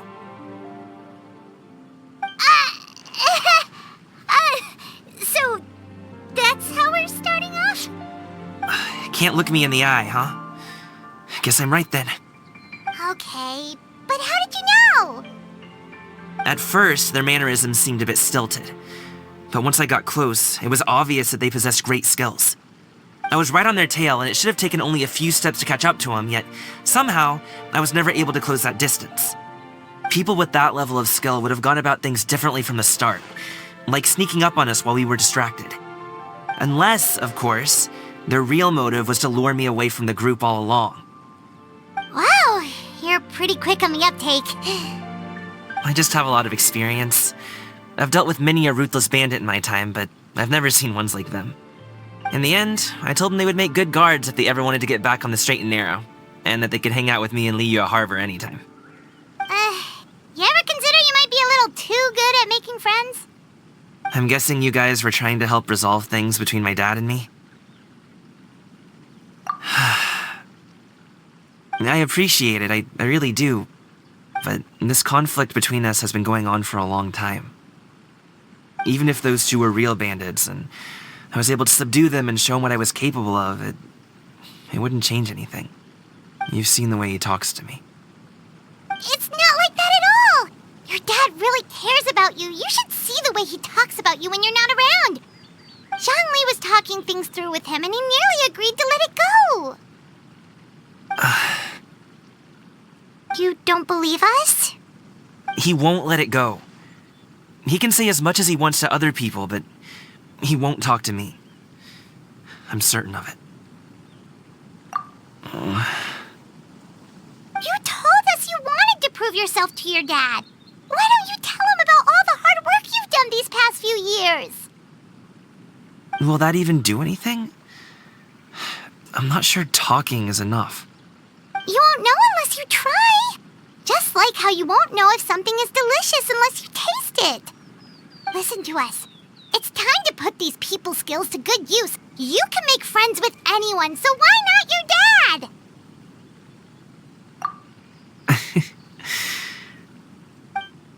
I'll do my best. You are very knowledgeable, Mr. Zhongli.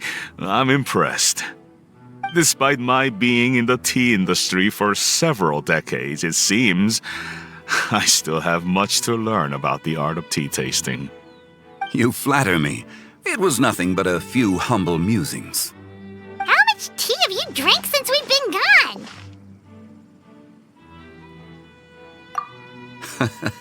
Ipdak and I have found many a common interest. Our friendship, much like a cup of tea, seems to grow stronger the longer it has to steep. Well said, Mr. Zhongli. Gaming, Mr. Zhongli is very knowledgeable. You should take the opportunity to learn from people like him when you're in the city. Huh? Oh, of course. Ahem. Zhongli? I have very much enjoyed our conversation, Ipdak, but I, unfortunately, have some unfinished funeral parlor business to attend to.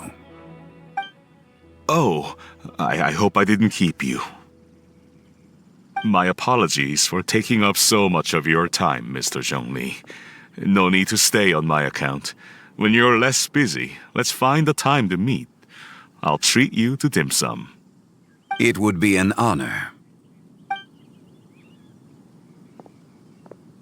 We'll see you off, Zhongli.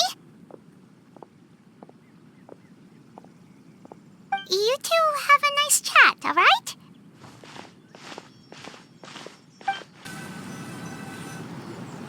Thanks for helping us talk things through with Uncle Ip. Good thing you were able to pick up on what we were putting down. I have been around the both of you for some time now. You could say I have a certain level of expertise in that regard. As for my role in the conversation, think nothing of it. I hardly did anything noteworthy. You never change, do you?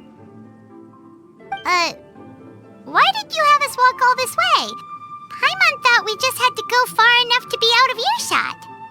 A friend approaches. Hello.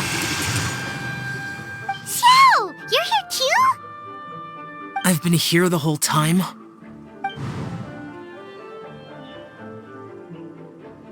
A ghostly kite. Could that elusive Director Hu be coming to Wangshu Inn once again?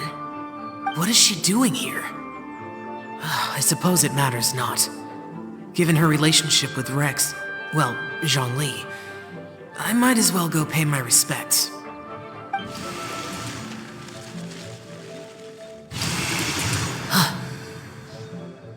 It's you! I thought you were Director Hu. Ah, your arrival is most fortuitous. Do you want to try out this new gadget? The addition of the power source makes the takeoff more stable. It's just that... He seems quite immersed in the study of this device. I fear it's almost too stable. It completely negates the pleasure of seeing one's kite sway with the wind. It's a bit of a shame. In truth, I'm here because Director Hu dispatched me to purchase some items in preparation for Lantern Rite.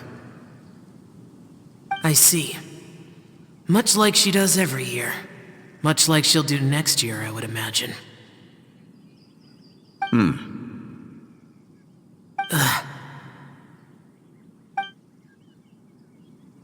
Am I wrong? Or has she once again sent you out to buy, what is it, sesame oil or something? While we're on the subject, I do wonder why she is so obsessed with using sesame oil in the preparation of mixed vegetable dishes for Lantern Rite. A recommendation from Xiangling, perhaps. What do you think, Xiao? I've only met Director Hu a few times. I'm hardly the best person to ask.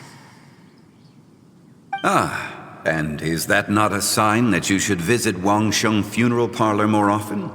It wouldn't hurt to grace the parlor with your presence now and again, when you are otherwise unoccupied. This one here is a traditional kite, one without any equipped mechanical device. Director Hu tasked me with studying the differences between the two to determine which one is of greater merit. Many hands make light work. Perhaps you could test out the other kite for me? All right. I have made my comparisons. If speed is what you're after, the mechanical kite is the better choice. Wonderful. I shall pass that information along to Director Hu. I'll leave these 2 kites with you. Perhaps you can find a few friends with which to partake in the activity. You might find it to be an enjoyable use of your time. Oh, wait. Who enjoys kite flying? Well, I would imagine someone of your talent and wisdom is more than capable of finding out. So, you were testing out the kites for Hu Tao and even roped Xiao into doing it for you? Paimon didn't ask earlier because the situation was, awkward. I would hardly say I roped Xiao into anything. I simply sought the help of a friend. Besides, we did the testing together. Seems like our pool of competitors is growing. Do you like kite flying, Xiao? I suppose I neither like nor dislike it. Although, watching a kite gradually ascend into the sky does bring me a certain peace of mind. Perhaps they're a bit like Xiao lanterns in that way. Kite flying is also a pleasant form of relaxation. Have you ever thought about making a kite, Xiao? Cloud Retainer taught us how. We can teach you if you want.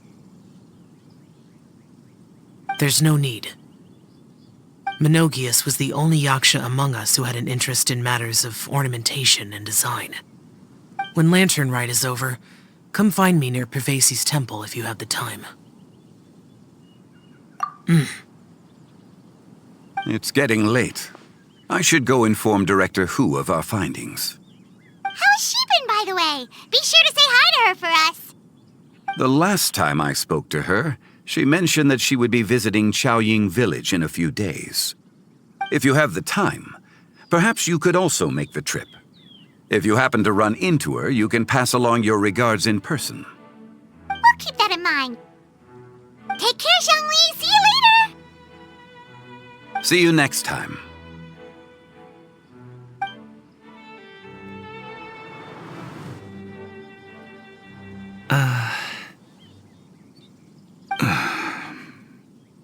Coming. You can go first. I don't have anything to say. Then I'll go. I still don't want to leave Liyue Harbor. Oh. I can't say I support that decision, but... Hey, let me finish before you get all worked up. Sit, Shenhe, sit. You must be tired from your journey. Shall I pour you a cup of tea, or would you prefer something else to drink? No need. I'm not tired. They're gone, Master. Perfect. The time is nigh for us to make an appearance. Do you remember the plan one recounted to you? Yes, Master. We aim to give them a demonstration of familial love. So I'll have whatever you are having. All right. What are Auntie Xianyun and Shenhe doing here? Just how many people are involved in this scheme? I suppose all I can do is just take a seat and see what happens. Perfect. I just so happen to have bought some Sunglow tea recently. It's quite the delectable variety. Or it would be if one has not been forced to drink it every day in the hopes of whittling down one's considerable stash. One has more than had one's fill already. Oh, forget it. Such thoughts detract from the present need to keep up the conversation. Has work been busy during the holiday season? Do you need my help with anything? Drunk guests can sometimes cause trouble, but I deal with them as you taught me, by pinning their heads against the table. Are Auntie Xianyun and Shenhe serious right now?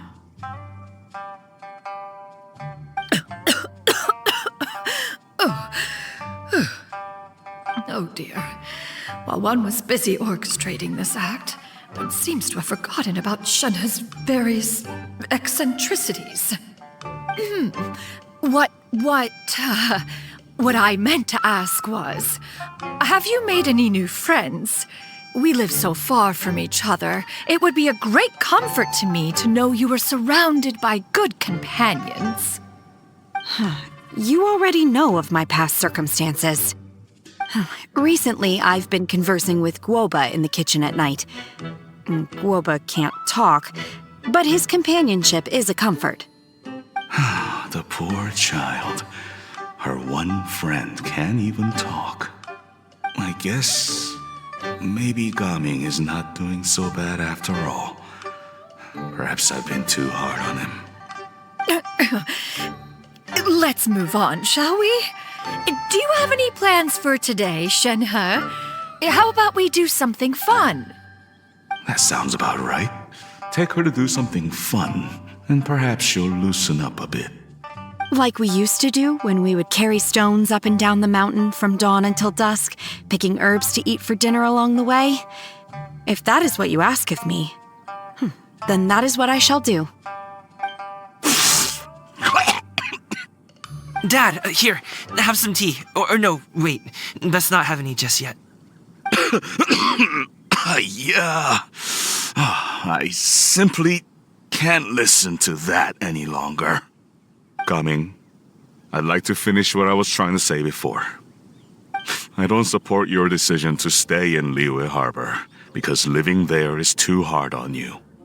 If you come home, there will be people to help you. I'm not saying we have to live under the same roof. I know our personalities are too similar to avoid butting heads. But you'll have your entire family around you. Your aunts, uncles, they'll all do whatever they can to help. You could get a less taxing job, and we could grab dim sum together from time to time. Huh. I didn't know dim sum was such an important affair, Master. Shh. Just think about it, okay? You don't have to decide now. Dad really has changed a lot. He would never have said these things to me before. But thank you, Dad.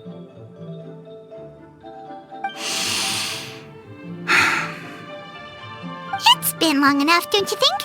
Oh, Paimon sure hopes they've made up by now. Oh, they're drinking tea in silence. That's not a good sign. Did Xianyun's plan not work after all? Hey, you two! Paimon's sorry we were gone for so long. We got to chatting with some friends and didn't realize how much time had passed. Perfect timing, actually. We seem to be just about done here. Yep, let's go. I'll get the bags.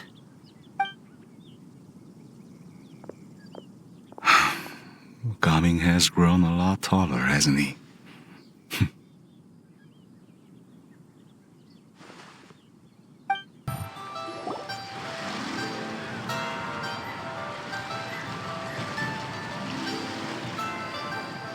You must be Mr. Ip! Thank you for coming all this way. My name is Charlotte, and I'm a reporter from Fontaine. You can find me writing for the Steambird. I invited you here not just to purchase your fine tea, but also with the hope that you might be willing to sit down for a short interview. What do you say? An interview? To advertise my teas? I suppose you could think of it that way. We Fontainians are big tea drinkers, too. The Fontaine Market. Then I'll need some time to adequately prepare. Perhaps we could sit down and discuss the questions you intend to ask in advance. Of course, of course! Please follow me.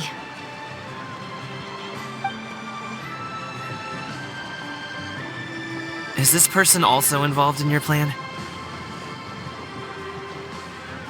And here I thought I had lots of connections.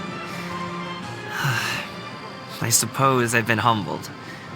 You sure know all kinds of cool and important people. Over here! Yoo-hoo! Over here! Huh? What? Auntie Shenyun? She probably wants to talk about the next phase of the plan. Let's go while your dad is still distracted.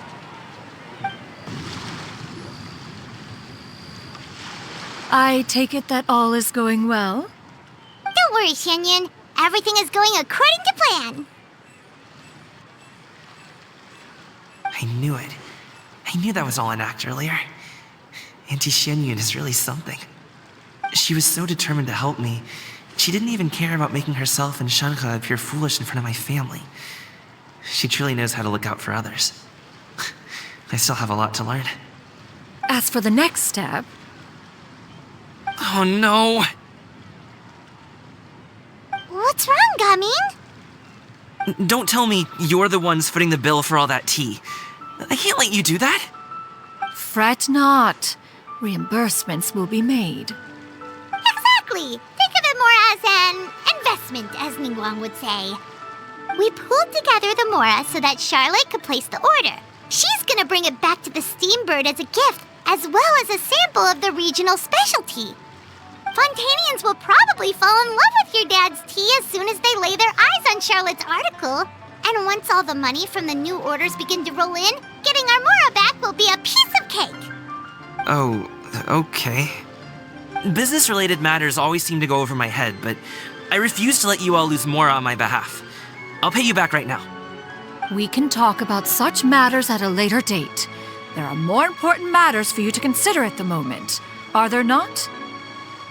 Yes. I've been thinking about it the whole way here. I have an idea, but I'd hate to cause even more trouble for all of you. That is for us to decide. Yeah, we're all friends here. Plus, we wouldn't be here if we didn't want to help, right? Just tell us about this idea of yours. Okay. So, it's like this.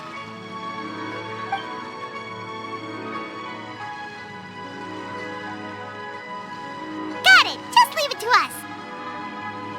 Let's split up and make it happen.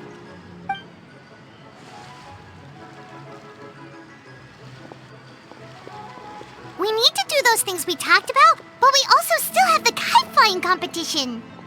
Since Xiao already tested out those kites for us, why don't we also go buy one of those mechanical thingamabobs or whatever they're called?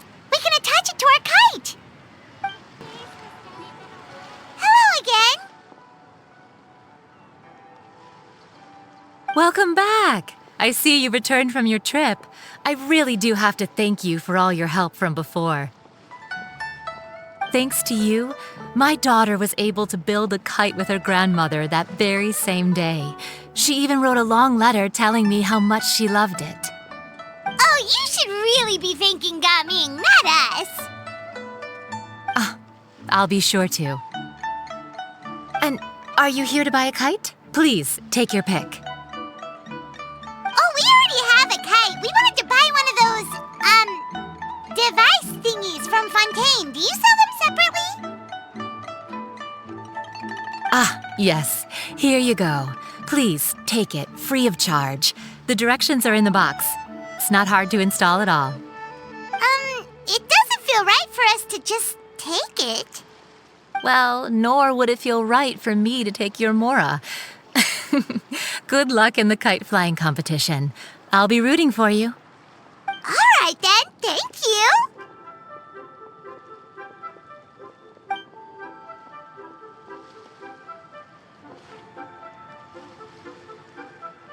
Phew, it's done.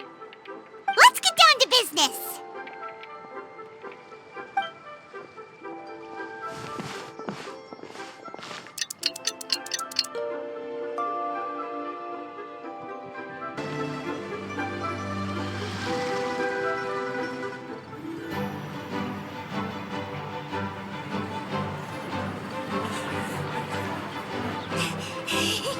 Chi-Chi, we're almost there.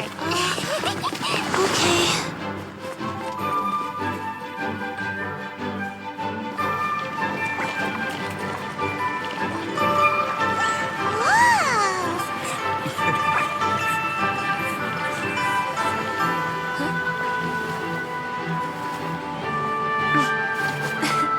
Come here, allow me.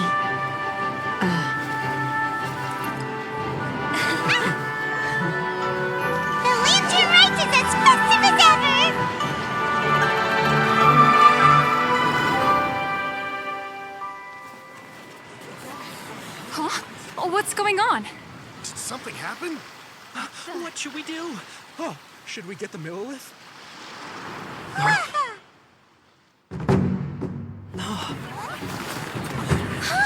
What's that?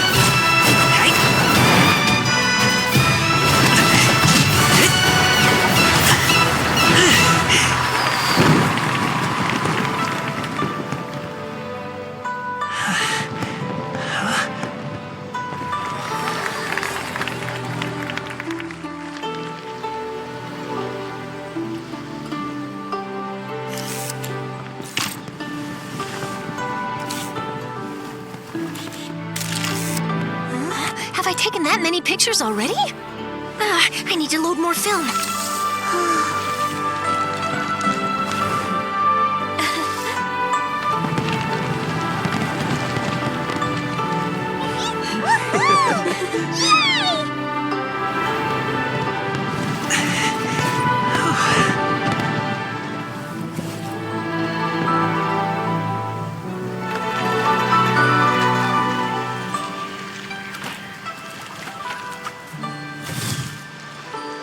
Wait, the wind. Oh my gosh! Mommy, I want a big kite like that too! Do you see that kite way out in front? It's so beautiful!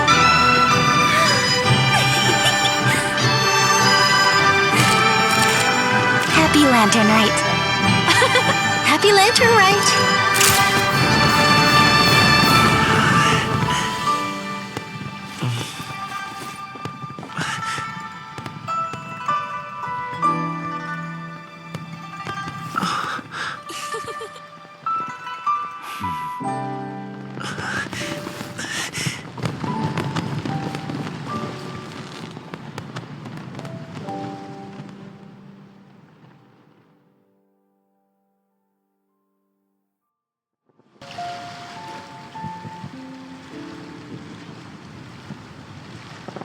I think I'll head off now, if that's okay.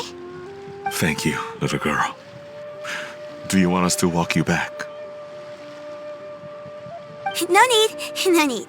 Master is waiting for me right over there.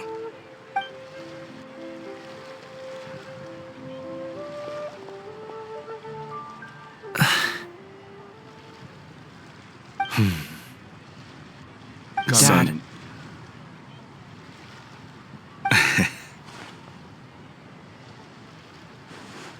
I suppose I'll go first this time. Okay. Your performance. I've seen many wushou dances in my time, but I've got to admit, what you pulled off there was breathtaking.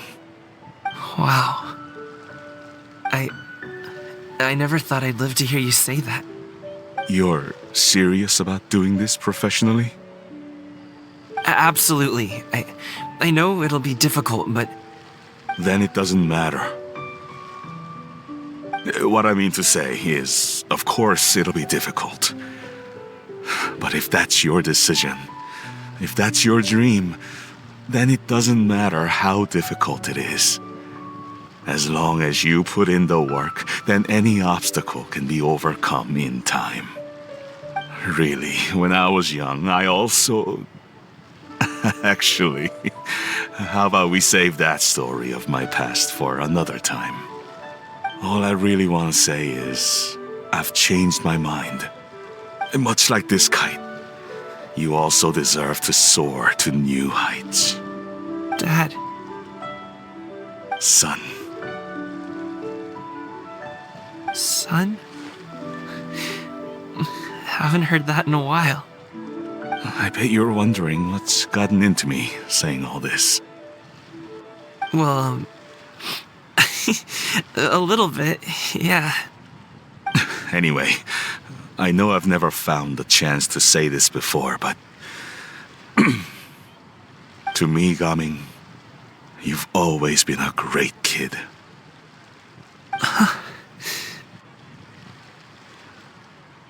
All right, that's everything I've got. Did you have something you wanted to say, or...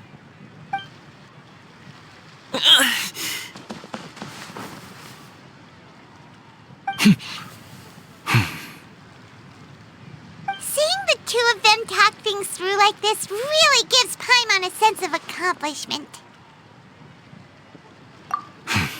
Now go. Over there. Your friends are still waiting for you. Huh? But you came all this way. I'll be staying in Liyue Harbor for a bit longer. When you have time, we can grab dim sum together. Your treat, right? Dad, honestly. Go. Okay, then I'm off. See you soon.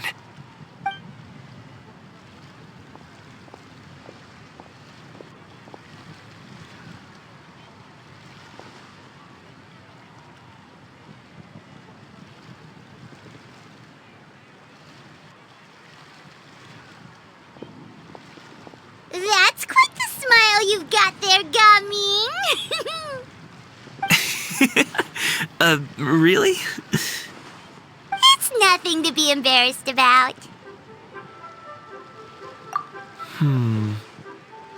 I'd like to find and thank Auntie Xinyun, as well as everyone else who's helped me out. If everyone has time, maybe we could all get together and go fly a kite.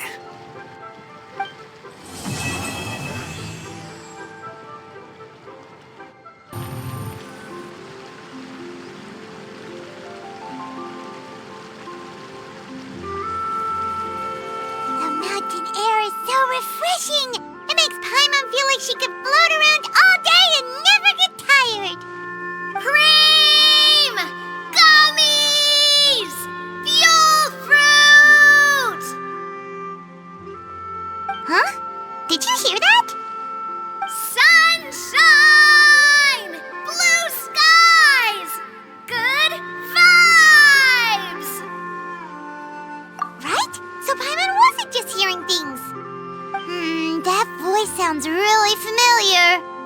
Well, we've got the time. Why don't we go check it out?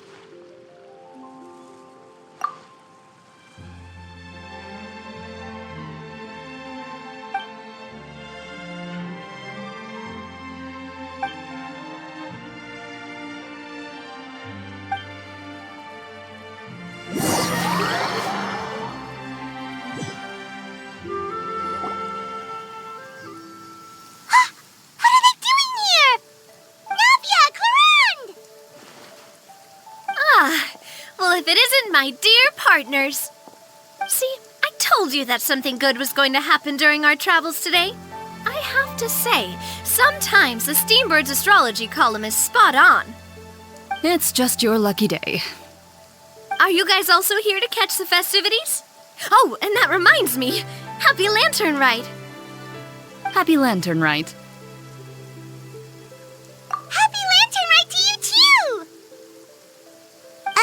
Wait, if you're here for Lantern Rite, then what are you doing on top of this deserted mountain? And that voice we heard, that was you, right, Navia? Oh, impressive. You could tell it was me from that far away.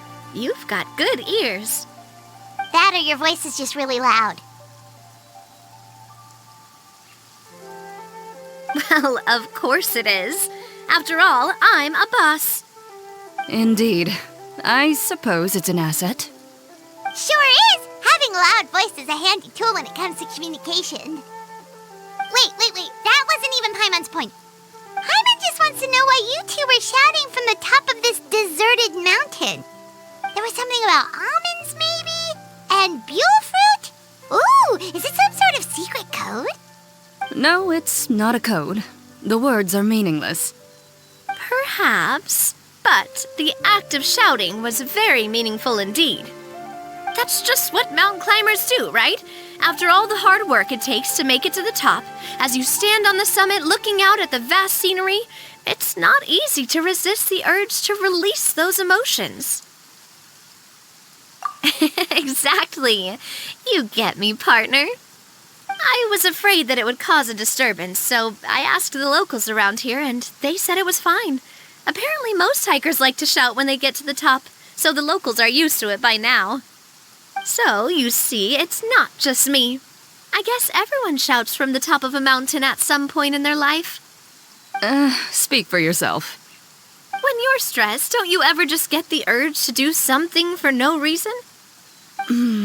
Not really. If I ever get stressed, I just go hunting. Oh, that's a pretty good way to relieve stress.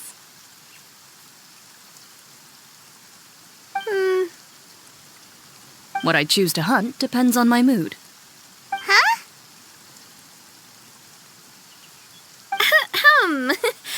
Anyway, why don't you two give it a try? Shout anything you want. It's a real stress reliever. As long as Paimon has clothes on her back and food in her belly, Paimon doesn't think there's any stress that needs relieving.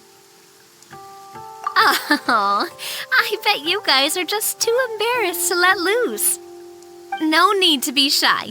Even Farina was shouting from the top of this mountain earlier. Huh? Did Paimon hear that right? Farina's also here? In Chaoying Village? Believe in your ears. It is indeed as you heard. Actually, the reason we climbed this mountain in the first place was also because we heard the sound of shouting. Yes, we could just about make out someone yelling things like, "Help me!" and "What should I do?" So we hurried up here to check it out. And what do you know? Miss Farina was standing right there, all red in the face. She practically sprinted back down the mountain the minute she saw us. That reminds me. I believe what she actually said was, "So help me, I will figure out what I should do about this script." So, you could actually hear what she was saying? Why didn't you say so earlier? I thought someone was really in trouble. I figured we would come check out the situation either way. Why not let her keep some privacy? Oh, seems like you caught Farina in the middle of some stress relief as well. She probably would have never thought. No, she definitely would have never thought she would run into anyone she knew all the way out here. I think so. We ran into Nervalet on the way here as well, but he was already on his way back, so they probably weren't together. What? Nervalet was here too? What was he doing here? It couldn't have been for vacation. I think it just might have been, actually. But apparently he only stayed for half a day before heading back. He's a very busy man. Nervalet is not the type to take much time off. Taking even a half day for himself is already a huge step in the right direction. Didn't Charlotte publish an article on the Liyue tea industry recently? Maybe he was inspired to come buy some tea after reading that article. You know, just like you were. My situation is completely different. I'm here because I was asked to accompany you. The tea purchase is simply an added bonus of this location. You Fontanians and your tea drinking. Oh, it's not for me. I lost a bet with Ridesley, and now I have to buy him something. It was just a spur-of-the-moment sort of bet. Ridesley gets really invested in that sort of thing, but he couldn't care less about what he wins in the end. You could give him mint plants that you plucked from the side of the road, and he wouldn't even mind. If only he was that easygoing when it came to talking business. In any case, I'm pretty sure the tea you bought is this region's specialty. What is it called again? Nervalette even mentioned it earlier. Yes, that's the one. You didn't really buy 10 boxes, did you? Please, do I look like someone who would fall for that sort of marketing trap? That reminds me. You guys said you only came up here because you heard my voice, right? I hope it didn't put you out. You must have had other plans for the day. Oh, that's right. Hu Tao! A few days ago, we heard that a friend was going to be in Qiaoying Village, so we decided to come and see if we could run into her.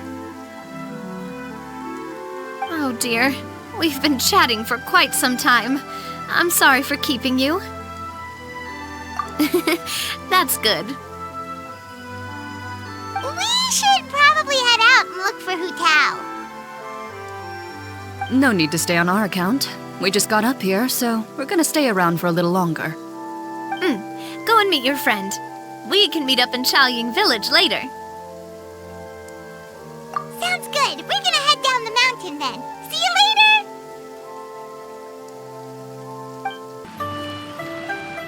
Qiaoying Village is known for its tea, but you know what else they have with tea? That's right, dim sum! Didn't Gaming say something about dim sum being eaten in the morning? Oh, Paimon wonders if we can still get some at this time of day. Oh, well that's fine too. Paimon doesn't care what kind of tea it is as long as it comes with some tasty snacks. Now, let's see what kind of yummy things we can find around here. Paimon's not seeing things, is she? Is that Farina standing between Zhongli and Hu Tao? Wonder what they're talking about. Zhongli knows a lot of stuff. Maybe he's telling Farina about Qiaoying Village. Oh, or maybe Hu Tao is trying to rope Farina into being one of her clients. Hey, this isn't the Fortress of Meropide.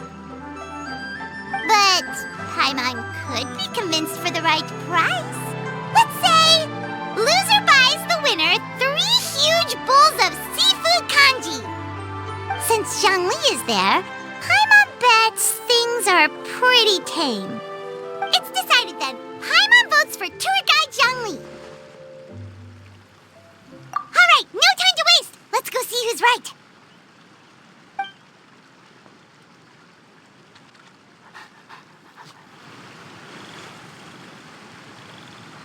Good afternoon, Hu Tao, Zhongli, and Farina.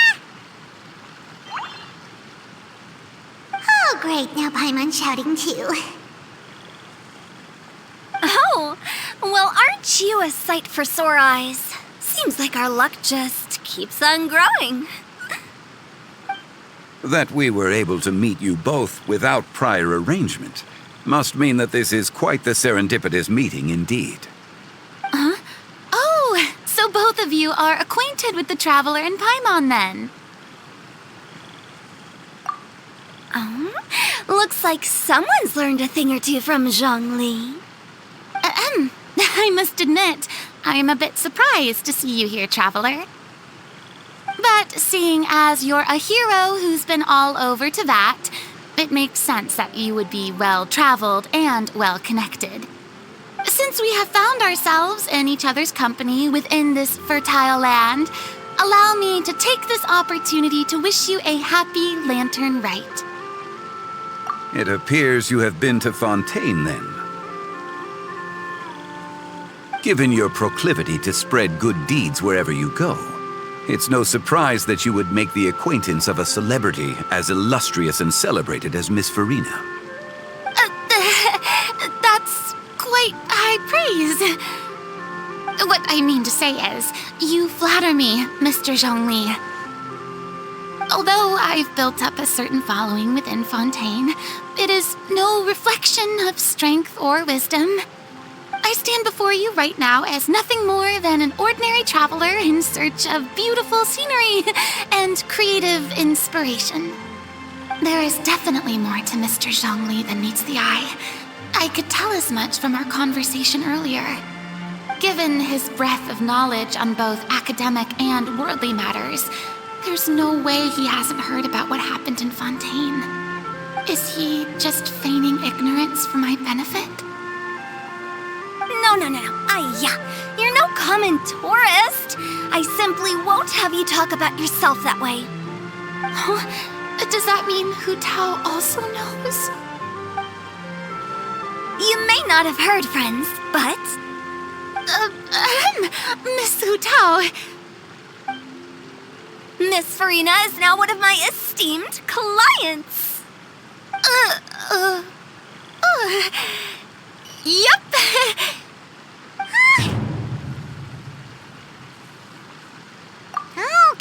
Okay, you win.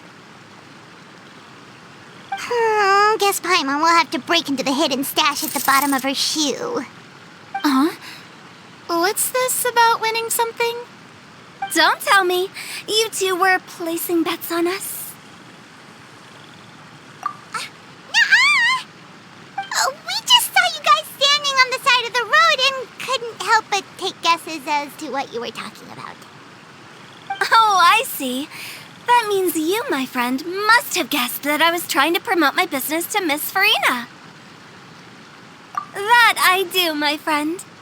What was Paimon's guess then? Paimon thought Zhongli was showing the newbie around.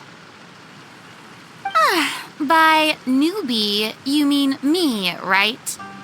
If that's the case, then Paimon's guess was also correct. Oh, that's right.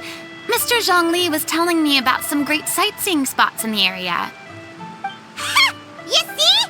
Paimon was right too! Since both of our guesses were right, there can't be a winner or a loser. Hey, don't be upset, traveler. How about this? You buy Paimon a bowl and Paimon will also buy you a bowl. As for the third bowl... Since I was the subject of the bet, perhaps it should go to me? You know, as a congratulations for the huge deal I just struck. I was just joking. Anyway, I should be the one treating you. The funeral parlor is about to bring in quite the sum after all. Oh, Paimon almost forgot to ask about the most important question. Did something happen recently, Farina? Huh? What do you mean? Well, you know, with you enlisting the services of Wangxiang Funeral Parlor and all. Oh, well, yes. Really? Oh, no. Paimon is so sorry for your loss. Although Paimon may have not known the person, please accept Paimon's deepest... Whoa, it's not like that, Paimon. Huh? But Paimon just thought, since you hired the services of a funeral parlor and all... Hey, it's not that big of a stretch. Really, Paimon? It's not like you don't know me. Do I look like I know anyone who would ask me to coordinate their funeral?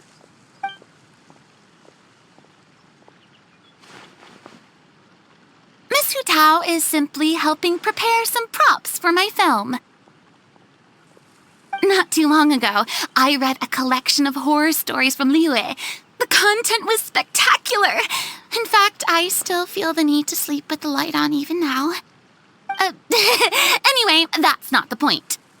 Now that Fontaine's biggest star has returned to the stage, I figured it's about time the industry enjoyed a breath of fresh air.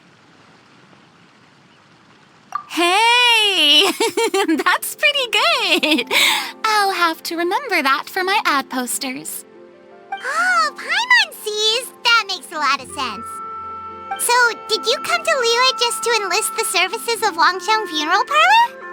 Well, not exactly. My original plan was to just relax and enjoy the sights.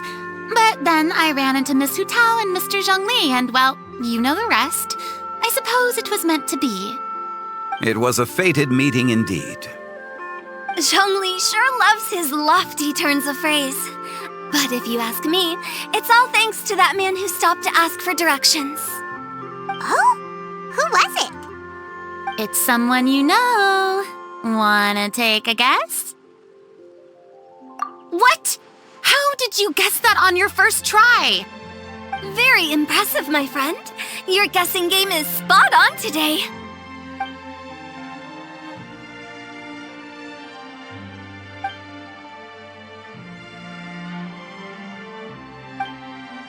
Huh.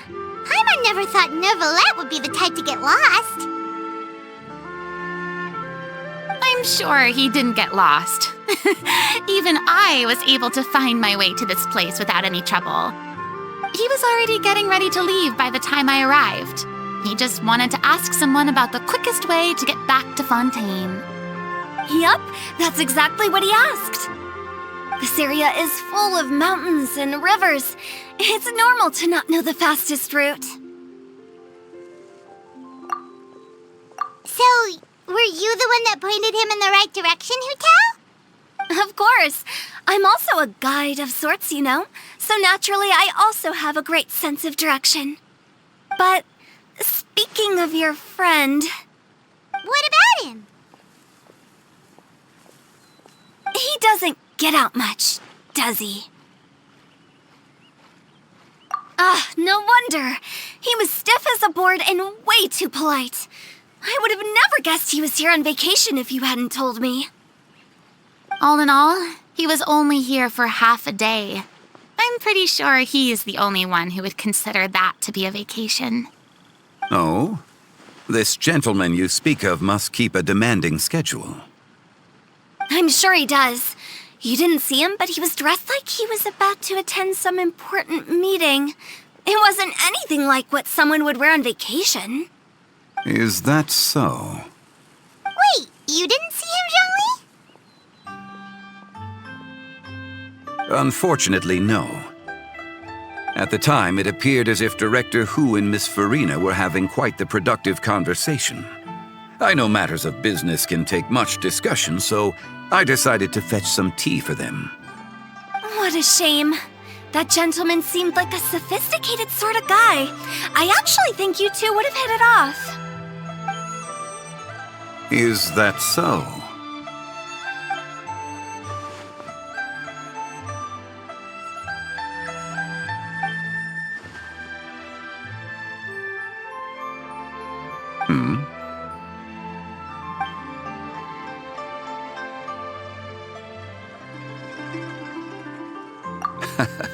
To borrow Miss Farina's turn of phrase, perhaps it just wasn't meant to be.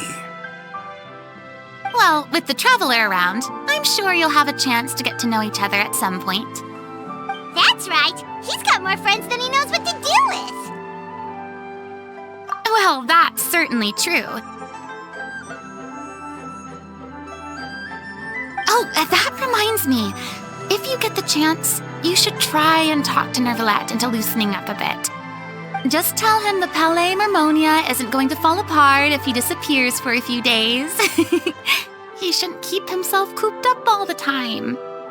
Even clams open their shells to let in fresh water every once in a while, right?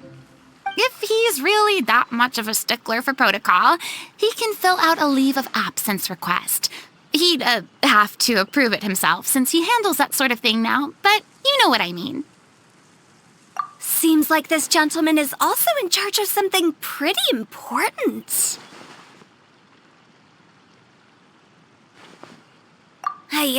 Sounds like a pretty uptight sort of guy, all right.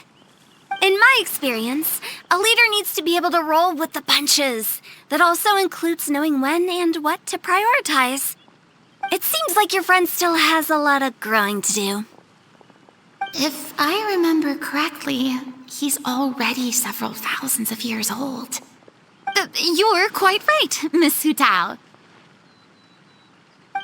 Oh? Traveler, Miss Farina, those two individuals over there appear to recognize you.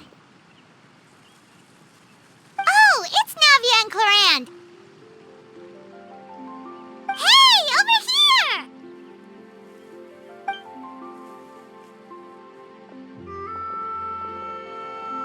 We saw you all chatting over here, and we're wondering if we could join in. Please, excuse the interruption. Oh, so polite. No apologies necessary. Any friend of the Traveler and Miss Farina is a friend of mine. Ah, straight to the point. I like it.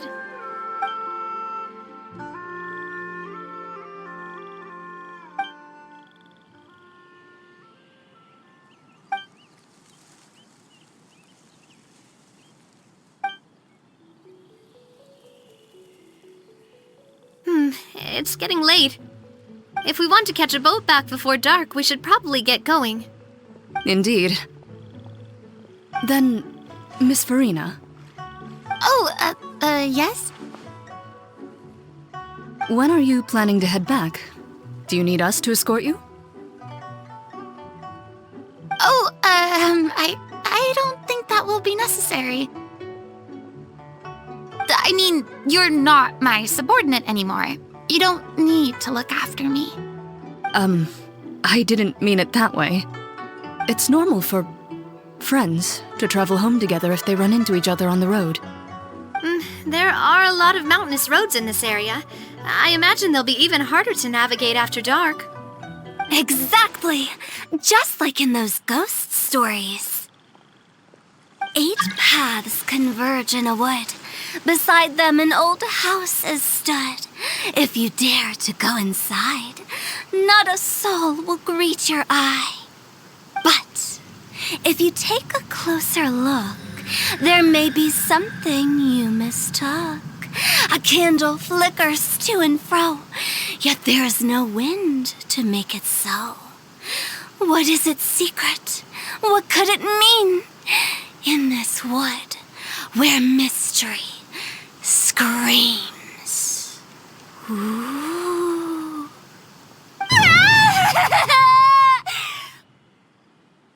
My dear demoiselles, ladies, no, I mean friends, please take me with you.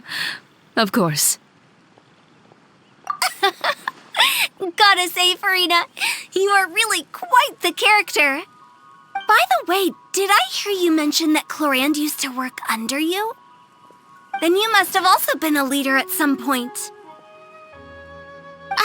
Well, that's, all in the past now. Besides, being a leader is hard. It wasn't the right job for me. I prefer how things are now. I can come and go as I please, and get to enjoy the sweet taste of freedom. I see. Well, you've certainly picked an apt place to relax. Chaoying Village is an exemplary choice. Only the best. And I've learned a lot, too. Thank you so much, Miss Hu Tao and Mr. Zhongli. It's fine. You've thanked us more than enough already. The next time you're in this neck of the woods, I'll treat you to some dim sum in the city. Dim sum? Is that some kind of Liyue term for snacks or desserts? They are a part of it. It's basically a table full of as much tea, sweets, and good company as you can manage. Oh, so it's basically a tea party. Sounds great. Make sure to order the winter melon cake and the lotus flower crisp. They're so sweet and delicious, Paimon knows you'll love them. Ooh, okay. I'll be looking forward to it then. Wait, but didn't you guys say you were here on vacation? How come you're all going home empty-handed? Of course I am. I bought tons of fun things to bring home with me. A kite, a parasol, a little tin frog that jumps. Oh, and a stuffed toy of a mythical beast. Clorand is the one who didn't buy anything for herself. So all you're bringing back with you is that tea? And some tea-flavored hard candies. They're for Sijuin. Clorand isn't much of a shopaholic.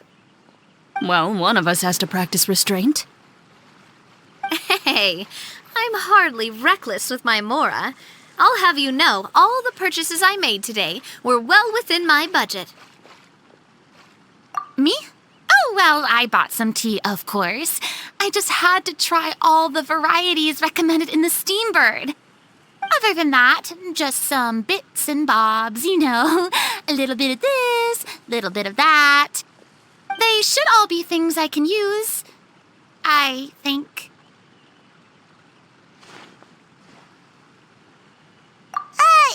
Now Paimon's even more confused. If you bought that much stuff, where did it all go? Into one of Linny's magic packets? Oh, actually... Monsieur Neuvillette took them with him. Oh, so that's what happened. Wait, what? Why did he take them? He's not hoarding treasure, is he? That's quite the imagination you've got there, Paimon. Monsieur Neuvillette just saw the amount of bags we had and offered to take them back for us. I felt a bit bad at first, but, I really did have a lot of stuff. He even offered to deliver my gifts to the Fortress of Meripede for me once he's done with the day's work. Neuvillette is a man of his word. If he says he can do something, then he means it. See, even Clorand was happy to take him up on his offer. If even his trusty subordinate agreed, then who was I to refuse? Wow, he seems like a real gentleman. Maybe he's not as uptight as I thought. If only the funeral parlor had an employee as thoughtful, proactive, and responsible as him. Right, Zhongli? Indeed. Look! It's Neuvillette! We lucked out!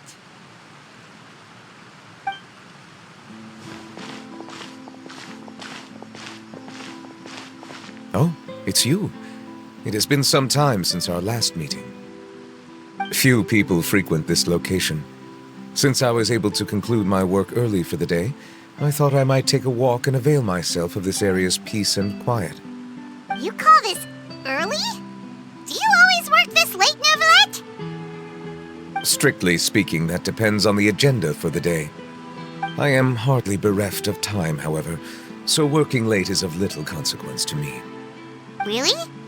If you have so much time on your hands, then why did you only go to Chaoying Village for half a day?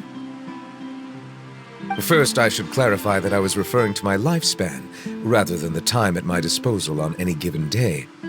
Second, I was unaware you possessed knowledge of my trip to Chaoying Village. I see. Thank you for informing me. Yes, they have been safely delivered. I have to hand it to Clorand. Just a simple gift delivery, and she has the great and mighty Udex at her beck and call. I was just passing through. It was merely an act of convenience. All right. Then I hereby confirm receipt of the goods on behalf of the staff of the Fortress of Meripede. A verbal receipt of confirmation? Is such a formality really necessary for a small matter such as this? Guess not. This quantity of tea, though, seems a little excessive for a gift, don't you think? Before you know it, they'll start accusing me of taking bribes. About that. Much of that is my own excess, I'm afraid. Oh? Why? What happened? It was buy 10 boxes, get half off. Ah, that explains it then. Well, go ahead and leave them to me. I'll get through this stash as fast as I can. You have my thanks. Oh, there's something else I'd like to give to you. This is a stone slate, engraved with a symbolic design. While that is an apt description, it is in actuality a legal codex. A legal codex, huh? Before the advent of modern writing utensils, information was recorded on stone slabs such as this. The law was no different. Okay. Since ancient times, the scales of justice have symbolized the fairness and impartiality of judiciousness. As a tribute to that sentiment, this slate was designed after a traditional legal codex and engraved with a symbol instead of text. During my travels recently, I chanced upon a roadside stall offering tourists the opportunity to try their hand at the ceramic arts, so I decided to have a go. We joked with Claran some time ago about gifting you a legal codex. So, here you go. Ah, so that's what this is about. I did not expect you to remember it as well. In any case, I hope this can be considered as a reasonable attempt to join in on the banter. It is a very good attempt. I suppose I shouldn't be surprised. Even your sense of humor centers around the law. That's an impressive level of commitment. Well, a gift of this significance deserves to be put on display, and I know just the place. Front and center in the fortress's showroom. Surely there's no need for such a grand gesture. Just kidding. I don't have anything like a showroom. But we do have a storage room. We can put it next to all the mechanical parts Sijuin has collected. That sounds good to me. So that's what you were doing in Chaoying Village. Indeed.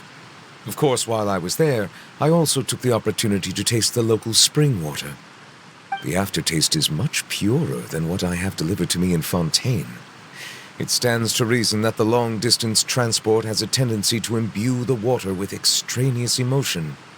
If you want to experience the true flavor, you simply have to go to the source. Perhaps I should organize some time off to do the same elsewhere. Then we are of the same mind. It appears my desire is justified. If you say so, but you know you don't have to justify a vacation, right? You can just take one. After all, you're hardly bereft of time. You can do whatever you want. You're quite right. I suppose I suffer not from a lack of opportunity, but rather a lack of inspiration. However, after reading a few articles about Liyue's holiday traditions, the idea popped into my head and made itself quite at home. Seeing as I was free of responsibilities for the morning, I decided to depart at once. Refreshing. My spontaneous outing seemed to inspire quite a few other spontaneous decisions as well. Take, for example, my foray into ceramics. At first, soil from the ground is granular and unforgiving, but add the right amount of water, and it becomes soft, moldable, and able to take shape. In the past, I never thought about how quotidian vessels were crafted, but now I have participated in their very making. This is also something I made today.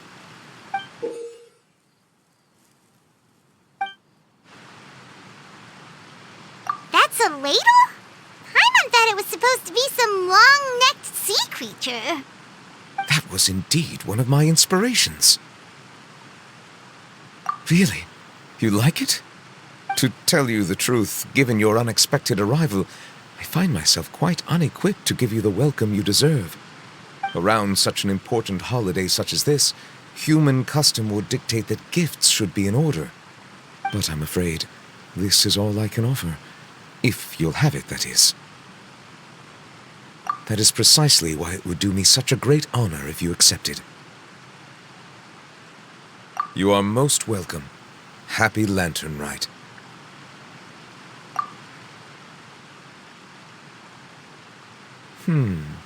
Approve a leave of absence request for myself. That sounds like it could easily lead to a vicious cycle of self-indulgence, something which couldn't be in further violation of protocol.